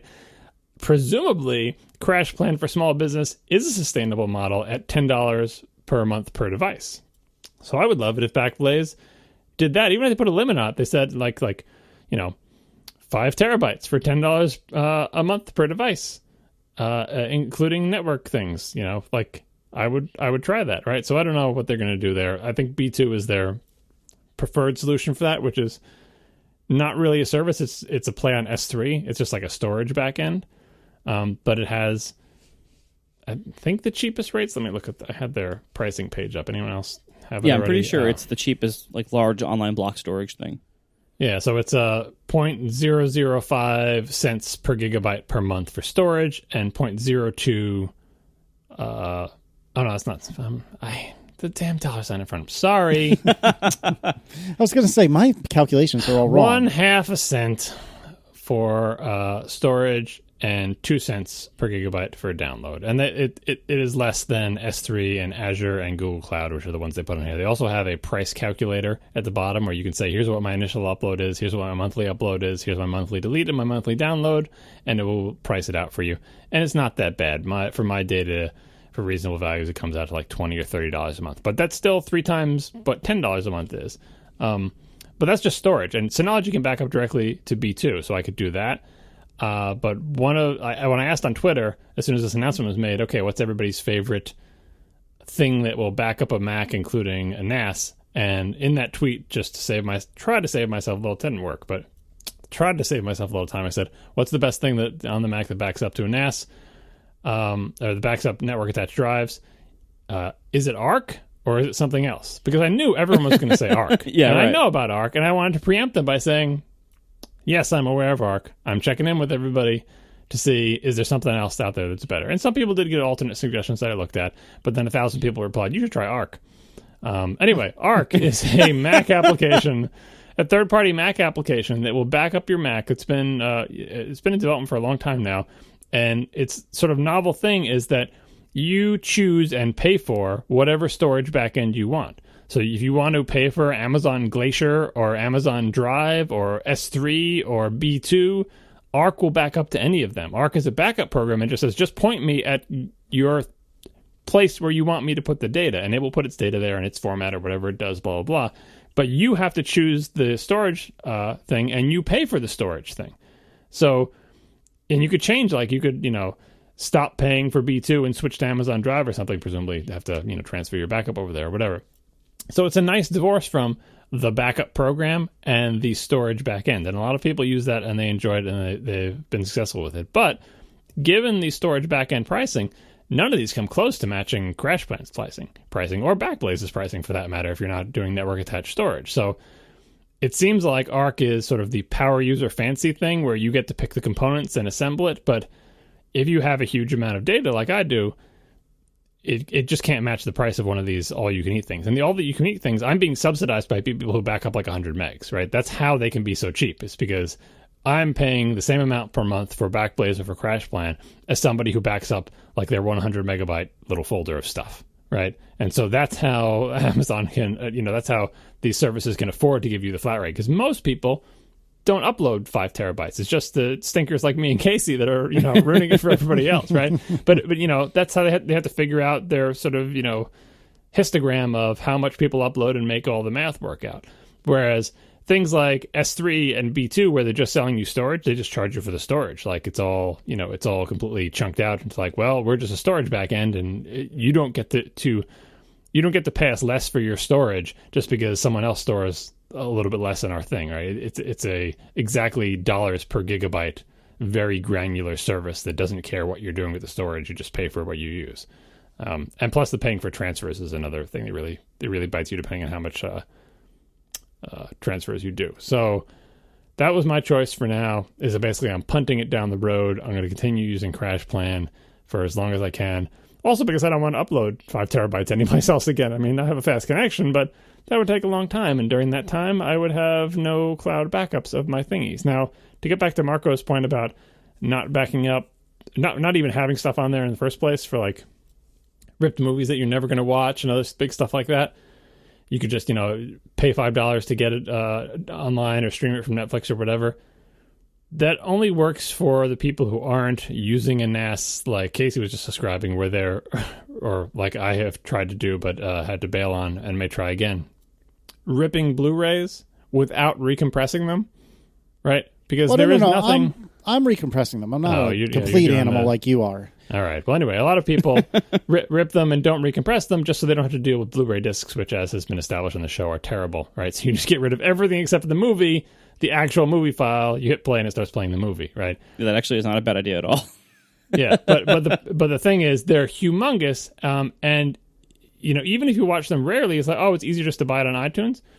You can't get a 4K, if you have a 4K Blu-ray thing, UHD Blu-ray, and you rip that losslessly, there is nothing you can get online streaming that can match that quality. There's just nothing. Like, it's not even close. Even like 4K Netflix is just so massively compressed compared to what you get off of that plastic disc. So if you care about that and you have some giant NAS somewhere with all these 50 to 100 gigabyte rips of these things, right? There is no, like, oh, I'll just get it online. If you don't care about that, well, then why are you ripping a bunch of movies to, I guess, to get rid of the menus, whatever. But then the macro system starts to look better and better the less you care about the quality of your stuff, right? I'm kind of in the middle where I do care about it, but I don't have any way to play things like that on there. So sometimes I have, like, versions of things for kids on there with like English dubs and other more rare material. Sometimes I've transferred things from my TiVo to there to free up space on my TiVo, which is terrible because the compression is... Anyway, it's bad idea. Don't do that. It's dumb. But it has happened. So there's a lot of churn in it, but it's not always the case that you can... Or even if it's something like home movies. Like I have all of my home movies taken with my camcorder because I'm old and my kids are old now. And my camcorder, right? I need to get the video off of the camcorder. It was DV at least. It's not analog. Off of the camcorder and someplace else. It's all ripped to the Synology and then all gets backed up. So if I had to do sort of like a trimming and say you can't back up 5 terabytes anymore, deal with it.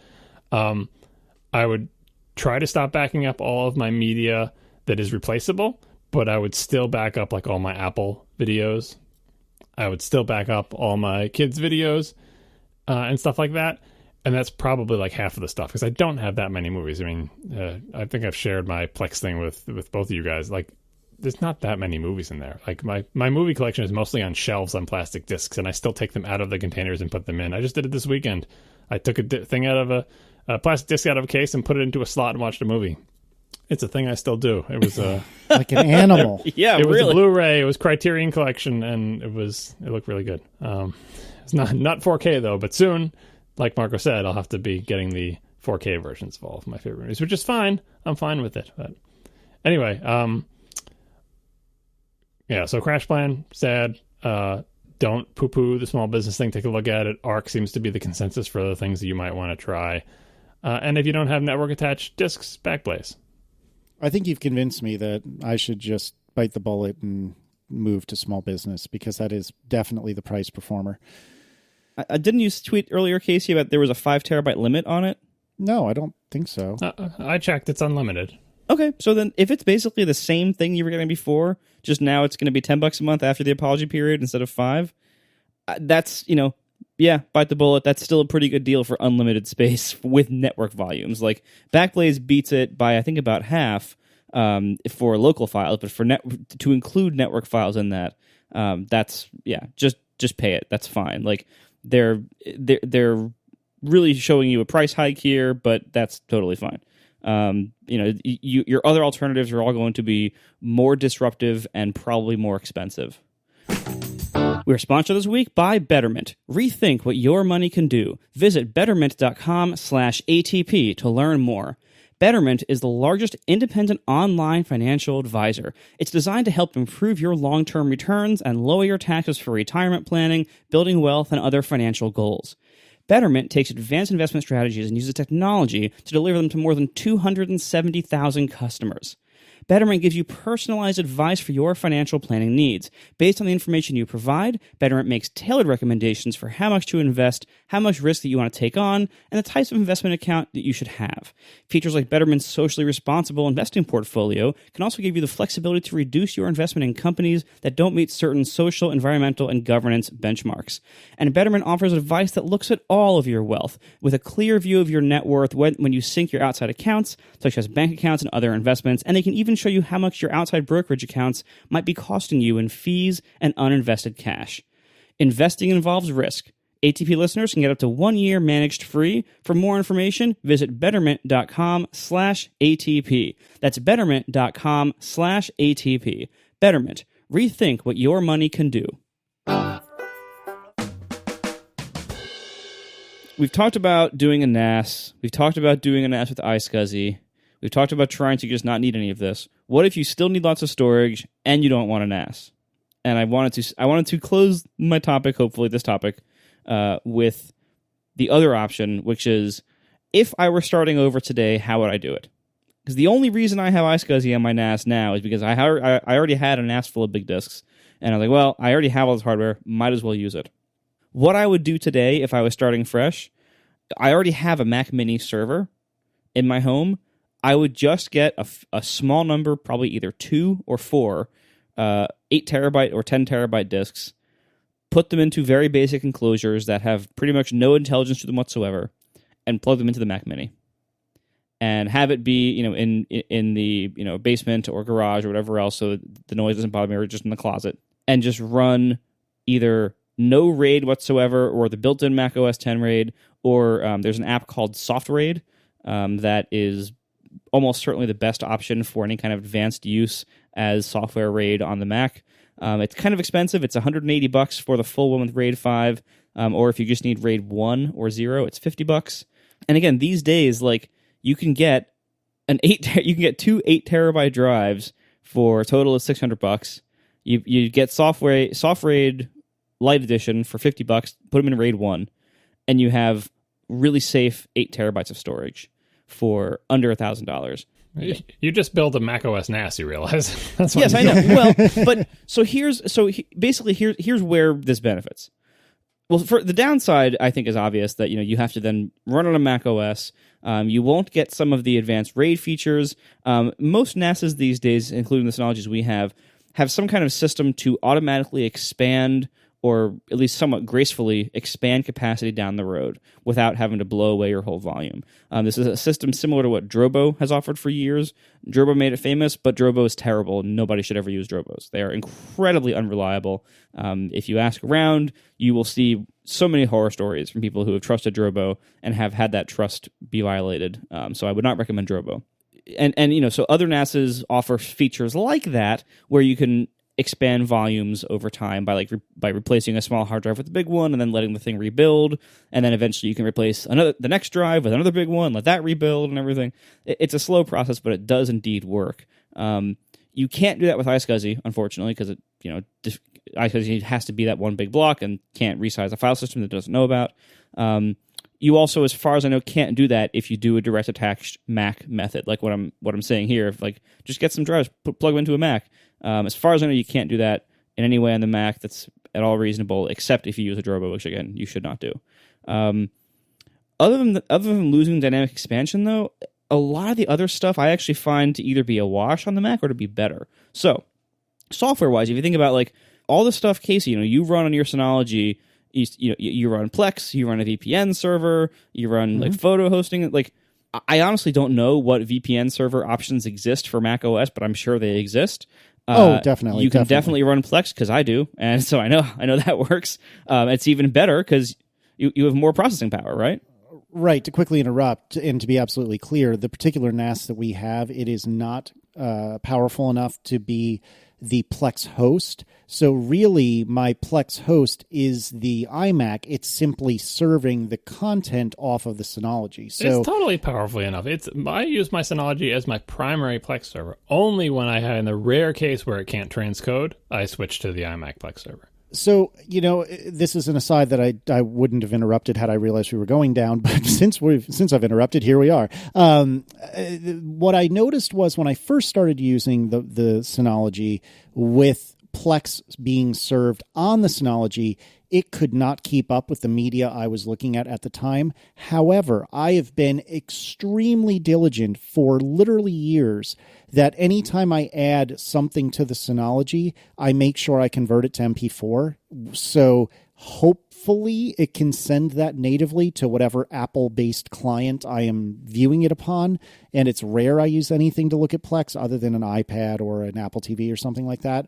So I wonder if it actually isn't that bad, as long as I'm not doing like an MKV or something like that, which sometimes is already in H.264 anyway. But I guess that's a roundabout way of saying I should probably try that again, but and mess with the settings. Like, go to original quality so it allows it to do with not transcoding, and it doesn't have to be M4V or MP4. It can be MKV. Like, I've had a lot of success with it. Obviously, H.265, forget it. Like, if anything's H.265, I worry that my iMac is not going to be able to do it until High Sierra or whatever. But the Synology can't do it. But I just like, it's my go-to. Like, that's this when I have the big choice of which Plex thing do you want to pick. Synology is the one I pick only after I try it first and it fails. Actually, if I try it first and it fails, the next thing I usually try is Infuse on my Apple TV, where it does supposedly does the decoding on the Apple TV's CPU. Yeah. And then my third choice is Plex on the iMac. Yeah. And well, so the reason I brought all this up, and I'm sorry for interrupting, Marco, but the reason I brought this up is to say you're right that that I'm using my iMac to serve Plex, and that's basically what you're talking about doing as well. Yeah, exactly. Like, if you have like basically a headless Mac that is running as a server in your house. And it doesn't have to be a Mac Mini. It can be just like an old laptop or something. It can be anything. I think it's important though that that it's serving literally a server role, that it is not used for anything else, and you can you can put it somewhere so it's out of the way, so you don't have to deal with hard drive noise like what John hates if you don't like the full size hard drives, and you can dedicate it to roles. So not only can you do things like we were talking about Plex and stuff, you can also do things that are exclusive to Apple platforms. Like I mentioned last week, or 2 weeks ago, that I actually have my server Mac Mini logged into iCloud Photos, and the Photos app downloads originals to that Mac Mini, and then Backblaze backs up those originals from that Mac Mini, even though in addition to the ones that I have on my main computer, just because that's one more place you can have your originals. And then maybe you can have a laptop that doesn't have a hard drive big enough to store your originals, but you have your originals on this other computer in your house that is being backed up to a cloud backup service. Also, because it's a Mac, you can use any of the cloud backup services.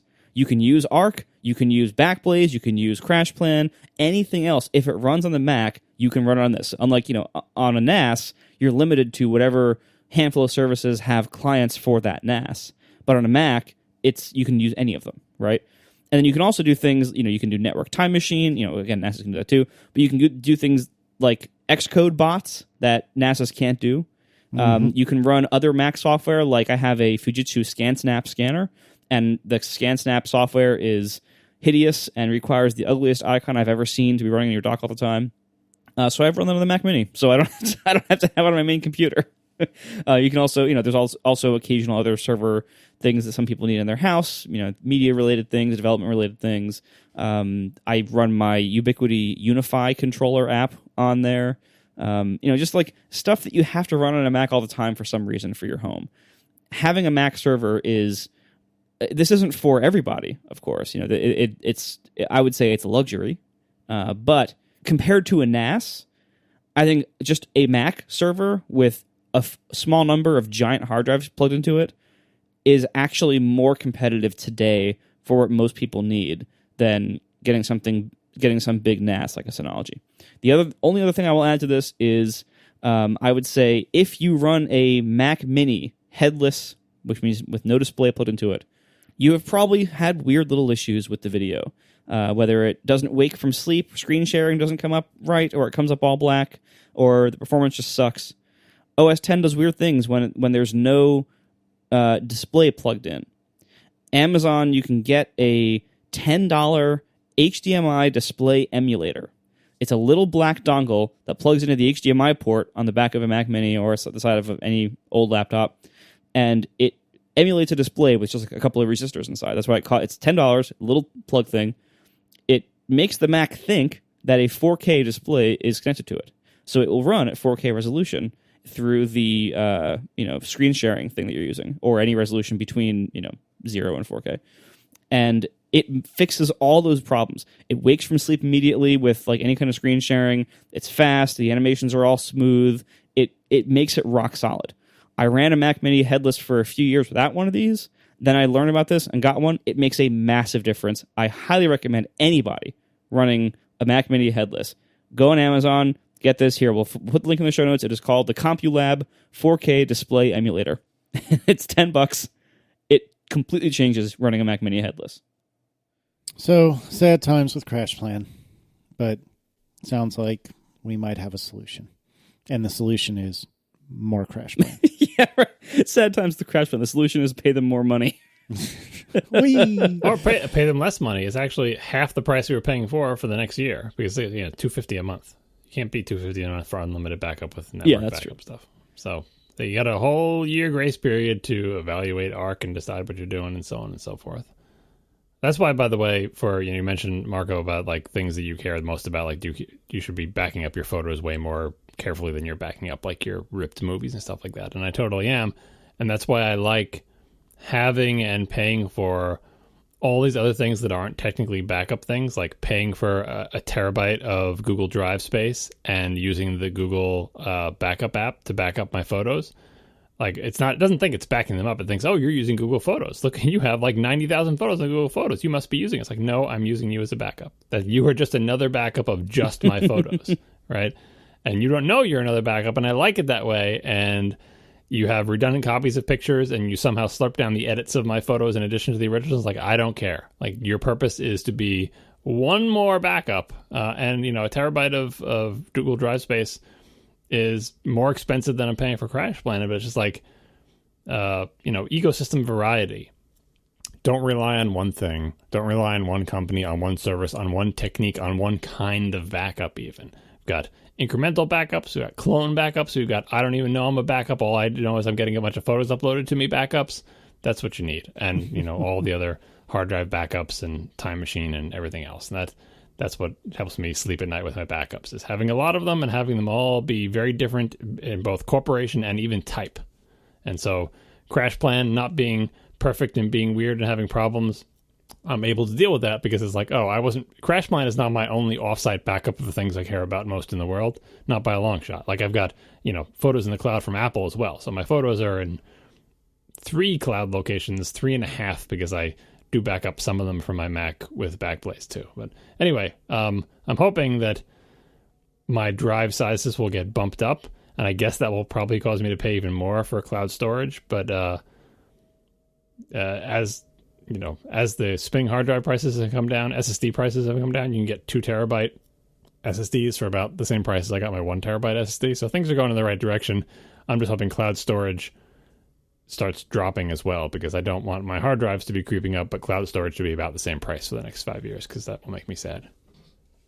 Also, my one final tip, do not use Amazon Glacier for anything. It is awful. Even with Arc tries its best. It puts in a valiant effort, but Amazon Glacier is the worst. Do not use it. If you need really cheap storage, use Backblaze B2. Anyway, thanks to our 3 sponsors this week, Betterment, Hover, and AfterShokz, and mysteriously not Backblaze, for sponsoring the show this week, and we'll see you next week. Now the show is over, they didn't even mean to begin, 'cause it was accidental.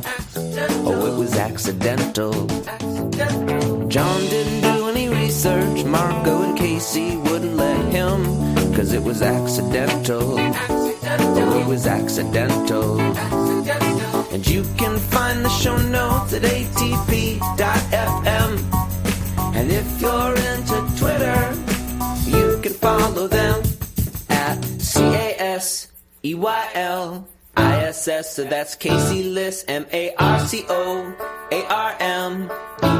Marco Arment, SIRAC, USA Syracuse. It's accidental. They didn't mean to. Accidental. Tech podcast so long. All right, Marco, tell me about your home security experiences of late. A lot of bike thieves are stalking his house these days. This guy gets a new bike every day. It's a honeypot for bike thieves. My goodness. Well, if you would have asked me before I had this experience, which company is best at AI-type problems? I would have said, Apple is not so good at AI-type problems, and Google is the best, right? Or something like that. Probably Google would be the best. Does it turn out Logitech is the best? We were leaving our home for an extended time, and we had the bright idea, you know what? Let's put up some security cameras so that we can see if anybody breaks into our house or whatever, or we can just check on things, make sure that see if there's a tree branch that lands in our front yard or anything weird like that. Let's just put up a couple of cameras and give us peace of mind while we are away for a while. I did some research, and it did appear from my research, and the world of home security cameras, or just video home video cameras or security cameras at all, it leads into this community of ultra paranoid, crazy gun people pretty quickly. Neat. So this is a world that I have avoided for some time because it starts getting into this weird paranoia community of craziness that I don't respond well to or want to be a part of. So I didn't want something that was going to be too crazy, too complicated, I could host things myself in my own house using my crazy NAS and have IP cameras that recorded to it using all sorts of crazy, hideous software packages that can do this thing for you. Or you can just, buy one of the cameras that comes with some kind of online retain service for the archives that basically streams all the video to their web hosting thing, and you pay per month to have like a certain amount of retention of video there, like 10 days or a week or whatever else. And it pretty much led me to the best ones were the Nest cams, formerly the Drop cams. Now it's Nest cams, which is owned by Google or Alphabet. I can't even keep track anymore, but who cares? It's owned by Google. And Nest cams advertise all these wonderful features, like being able to recognize people in the frame and be able to like only alert you when it sees a person in the frame and not just like a leaf blowing by or a moth or something. And in addition to all the AI stuff, everyone pretty much agreed that the Nest cameras had the best video quality of pretty much anything out there. And they could see better in the dark and stuff like that. So I thought, okay, if the only downside of the Nest cams seems to be the cost, well, I'll pay more upfront for something good if it really is better. So let's give them a try.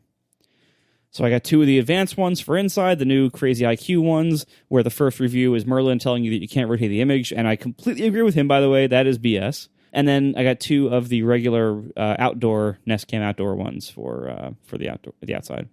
You don't know this yet, but on an upcoming Rec Diffs, I talk about my purchase of the self-same Nest IQ camera. I just got one of them. Awesome. And I argue with Merlin about his review of it, so I won't go over it all here. But anyway, I actually have one of these as well. So go on. Okay. I cannot believe how incredibly crappy these cameras are. The picture quality is not great. I can't believe this is the best that we can do. Every phone in the world, it does better than these cameras for video quality. So I can't believe that this is really the best we can do. The online streaming of these videos from Google, like from Nest, this is a Google company. The online streaming is laggy and crappy. The interface to browsing the videos is horrendously clunky and crappy. You're talking about it from the web or from the app? Both. They're horrendous and clunky in different ways, but they're both horrendous and clunky. The app, typical of Nest, I've had Nest thermostats for a while. It's one of the reasons I decided to do this. Is like, well, I already have a Nest account. I already have Nest devices. I already have the Nest app set up on my phone and my wife's phone. So it would be trivial to add this, and then I don't have to deal with anyone else's crappy apps. I at least, the devil So getting it all set up, it was fine. I was disappointed by all the quality, the apps and everything. Then it came time for them to actually do their job and alert me when they saw people in certain spots in the frame. These things are the stupidest things I've ever seen. There have been apps for the Mac forever that like you can use the built-in webcam on the Mac to do similar things like this, to be like a little security camera and stuff. I'm pretty sure those apps that I used like 10 years ago to try that out were better and more advanced than Google with their advanced AI and everything and Nest. It is so crappy at trying to recognize what is a person and what isn't, even with their highest-end camera, even with their highest-end IQ service that you're paying every month for. They're terrible. It thinks everything is a person. I guess no one at Google tested the fact that maybe sun might be in the frame sometimes. Like maybe you might have windows that let some sun in, and so throughout the day, the pattern of light on the floor will slowly move. That they think is a person every time. They think no motion at all is a person. I have one that includes a view of the street in front of my house in the corner of the frame. Every single time a car passes by, it says, your front yard camera thinks it saw a person. They are horrendous. It is totally useless because I have to turn down all the alert thresholds because everything it sees, every bit of motion, every leaf that blows by, every time the sun slightly moves as it does every day, every single thing it sees, it thinks is a person. I am stunned at how bad these are, and I can't, I expected so much more from Google because they're supposed to be good at this stuff. They're supposed to be like the leaders of the world in image recognition and intelligence in these kinds of ways. And the fact that it works so horrendously, I'll even help it out. I'll be like, all right, fine. I don't care if there's a person in my front yard. We'll leave that alone. How about just tell me if there's a person on my front porch? Here's this little rectangle. I'll draw you the porch. You can tell where it is. Tell me if you see a person in this area. Nope. Still every time, like, a leaf blows by. Oh, we think we saw a person. The sun moves. Here's a person. Nope. It's never a person. I give Apple full credit now. I thought all these years Apple needs to catch up to Google with their image recognition. Turns out Google image recognition is total garbage. And I now apologize to Apple for ever insulting their efforts because, my God, the rest of the industry is no better.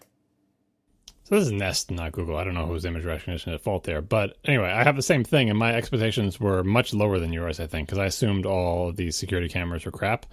And I was pleasantly surprised. Mine detected all of the faces, and I went through the app and told them all the faces that I recognized, and it never alerts me again about any of the faces that it already knows. It tells me when there is a legit person or legit motion, which is my dog. That's why I have the camera. I'm watching my dog during the day. It has never sent me a false alert at all. Now, granted, it's pointed at an internal room and not at a window, but the sun does move, and the sun does move across the room during the time. Like, I agree with you, the image quality is not great, but people say that this is the best of the security cameras, whatever. But the fact that I can have it on and have it not send me alerts when anybody in my family walks through the room, but do send me alert, like when the dog walker walks in the room because I haven't added the dog walker's face, that's exactly what I wanted it for, and it does it exactly as advertised. I've gotten no false alarms. Now, maybe it's missing the cat burglars that are coming into my house, and it's doing a crappy job there. And obviously, the apps aren't great, and I wish they had more control, especially as scheduling interacts with the geofence alerting. But the geofence alerting works too. When I leave the house with my phone, it automatically turns the camera on because I'm away. Like, I was pleasantly surprised because I expected the worst, because you read all the reviews of all these things and they're all terrible. And I was pleasantly surprised that the IQ features that I thought were probably going to be stupid actually make the thing useful for me. Now, I don't have it pointed outside where there's a lot more motion, and I'm not trying to look for like people on my porch. I'm just pointing it at my dog during the day, so it is a more limited use case. But for that limited use case, I think it's fine. It's overpriced, and you're right about the camera being not as good as it should be for that price, but it's doing the job I wanted it to do. So I'm a little surprised, Marco, that you didn't dive into the world of, I think it's IP cameras. Mm-hmm. I don't know if that's the right terminology, but my dad, he has a different Synology, a much smaller one. I think it's a 214 Play, if I'm not mistaken. Well, anyways, he wanted to have a view of his driveway because there's not a lot of windows in the house that can show him a view of the driveway. And so he put an IP camera of some designation, I'm not entirely clear what it was, and wired Ethernet from that camera through the house, which admittedly is a pain. I'm not trying to just fluff over that, but he wired it into a power over Ethernet hub or switch or whatever. Again, I'm talking a little outside my comfort zone here. And then coincidentally, bringing this back around, it is now that camera is plugged into, in a figurative sense, plugged into the Synology. So the Synology is watching the camera and taking recordings of the camera, et cetera, et cetera. And there's software on the Synology that is built exactly for this. And so since you have the Synology sitting in the house, I'm a little bit surprised you didn't go that route, because I don't see the IQ part in that camera. It's just a camera and nothing more. So like John, for you, it certainly would not have worked. But if you're just pointing it at the outside world, it might have solved the problem pretty well if, and this is a big if, you're willing to get an Ethernet cable to it. Well, and I mean, the main reason I didn't look at solutions like that, I mean, in the past when I've had like the duck camera in the backyard and stuff, I actually have a few. I have like two IP cameras. About that. And so I know this world slightly, and by trying to do this world with those, that turned me off so much to that world that when it came time that we wanted to do this, first of all, we had this idea to do this like a few days before like we were going to leave, so or like a week before we were going. So like I didn't have a lot of time. So I'm like, all right, I can't, it was kind of a blessing. Like, I can't spend a lot of time on the solution to this problem. If we're going to do this, I have to do something simple. I have to just like throw some money at it and make the problem go away, hopefully. And that's what we did. In retrospect, the correct solution to this problem was something we came up with a few days after that, which was, why don't we just get a safe deposit box at the bank and put expensive stuff in that? And it costs way less. Because like the problem is, here's the problem. What if somebody breaks into my house and I have a video of that? What do I do with that exactly? The video that I'm going to have is going to be pretty low quality. It might be in the dark, so it might just be with the IR camera. And it's going to be a video of some, burglar whose face is going to be like 16 pixels total in this video. And I'm going to give it to the police, and they're going to do what exactly with that? Like, it's not like I'm going to be dealing with like the FBI with top-notch national databases of criminals, and they're going to be able to swivel their face around like CSI and see, oh, this is this criminal. No, it's going to be like some crazy desperate person. Like, it's not going to be like, I'm not going to be able to like get my stuff back with this. It's totally useless. Like, I'm buying this with the idea that this will somehow keep my stuff safer, or I'll have some recourse if someone steals all my stuff, but that's really probably not true in practice. Like, you're just doing it to find out if your house is flooding, or if a tree branch found something, or if a raccoon has somehow penetrated your home and is busily shredding every one of your cereal boxes, or some other thing where you can have a neighbor come by and shoot out of the house with a broom. I don't think it's so much, for theft. I know they might be called security camera. Obviously I'm using mine to look at my dog, to make sure my dog hasn't escaped its pen and, isn't freaking out and peeing and pooping all over the house. Like, peace of mind, but definitely not for theft. Although I do have the Ring stick-up cam, like the Ring non-doorbell camera.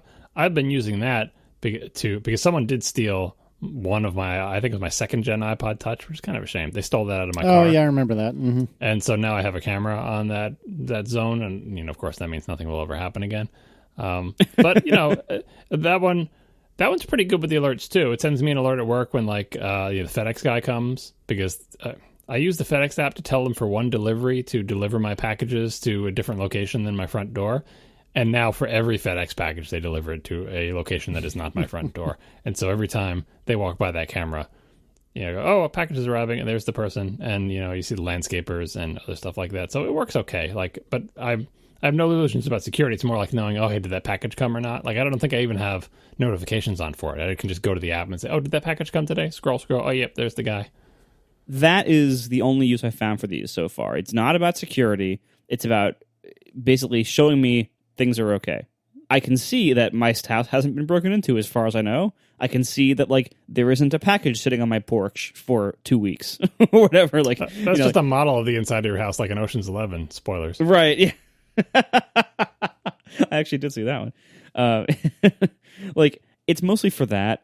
Or, oh, look, my house is, like, not flooded or on fire. Like, that's basically what I want to know, is, like, stuff like that. But that's pretty much all it's good for.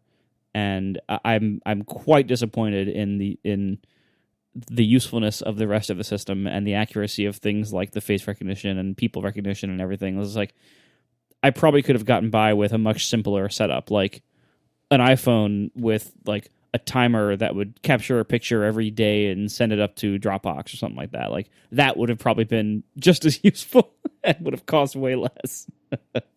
There's other uses too. Like, my wife was looking at it and she said, asked if my daughter had left her bathing suit at home, but she could see it, like, on the counter. Like, after everyone was gone, and we were all at work, the kids were all at camp. It was like, did she leave her bathing suit? Because I see it there on the, like, you can zoom in, enhance. That's the bathing suit bottom. She forgot to pack it. I'm glad I only have one of them. Like, and if we didn't have it for the dog, I wouldn't want it, because I don't like the idea of, recording devices recording the inside of our house and uploading it to the internet in general, because I don't trust that, which is why for the most of the time I have it off. Like, we have it off when we're home, which seems silly. It's like, oh, you're home upstairs asleep, don't you want to catch the cat burglars? But probably not. Like, I just don't want video of the inside of my house being uploaded anywhere ever. So it's mostly only on when there is nobody in the house. Yeah, during like the week that we were there before we actually left, when we had these things set up, I kept the indoor ones off until we actually left. Like, only the outdoor ones I kept running, thinking the same thing. What if someone breaks into the house? But it's like, we've lived there for like 10 years and no one's broken into the house ever. Like, my rule is if anybody ever breaks into my house, we're going to move. Like, I can't live with that stress. If we're in a place where that's a real thing. That's a real thing everywhere, though. Like, there is no place you can move except for an island, tropical island, where you're the only resident and there are no boats. Like, because where are you going to go? Like, oh, we're in a high crime area.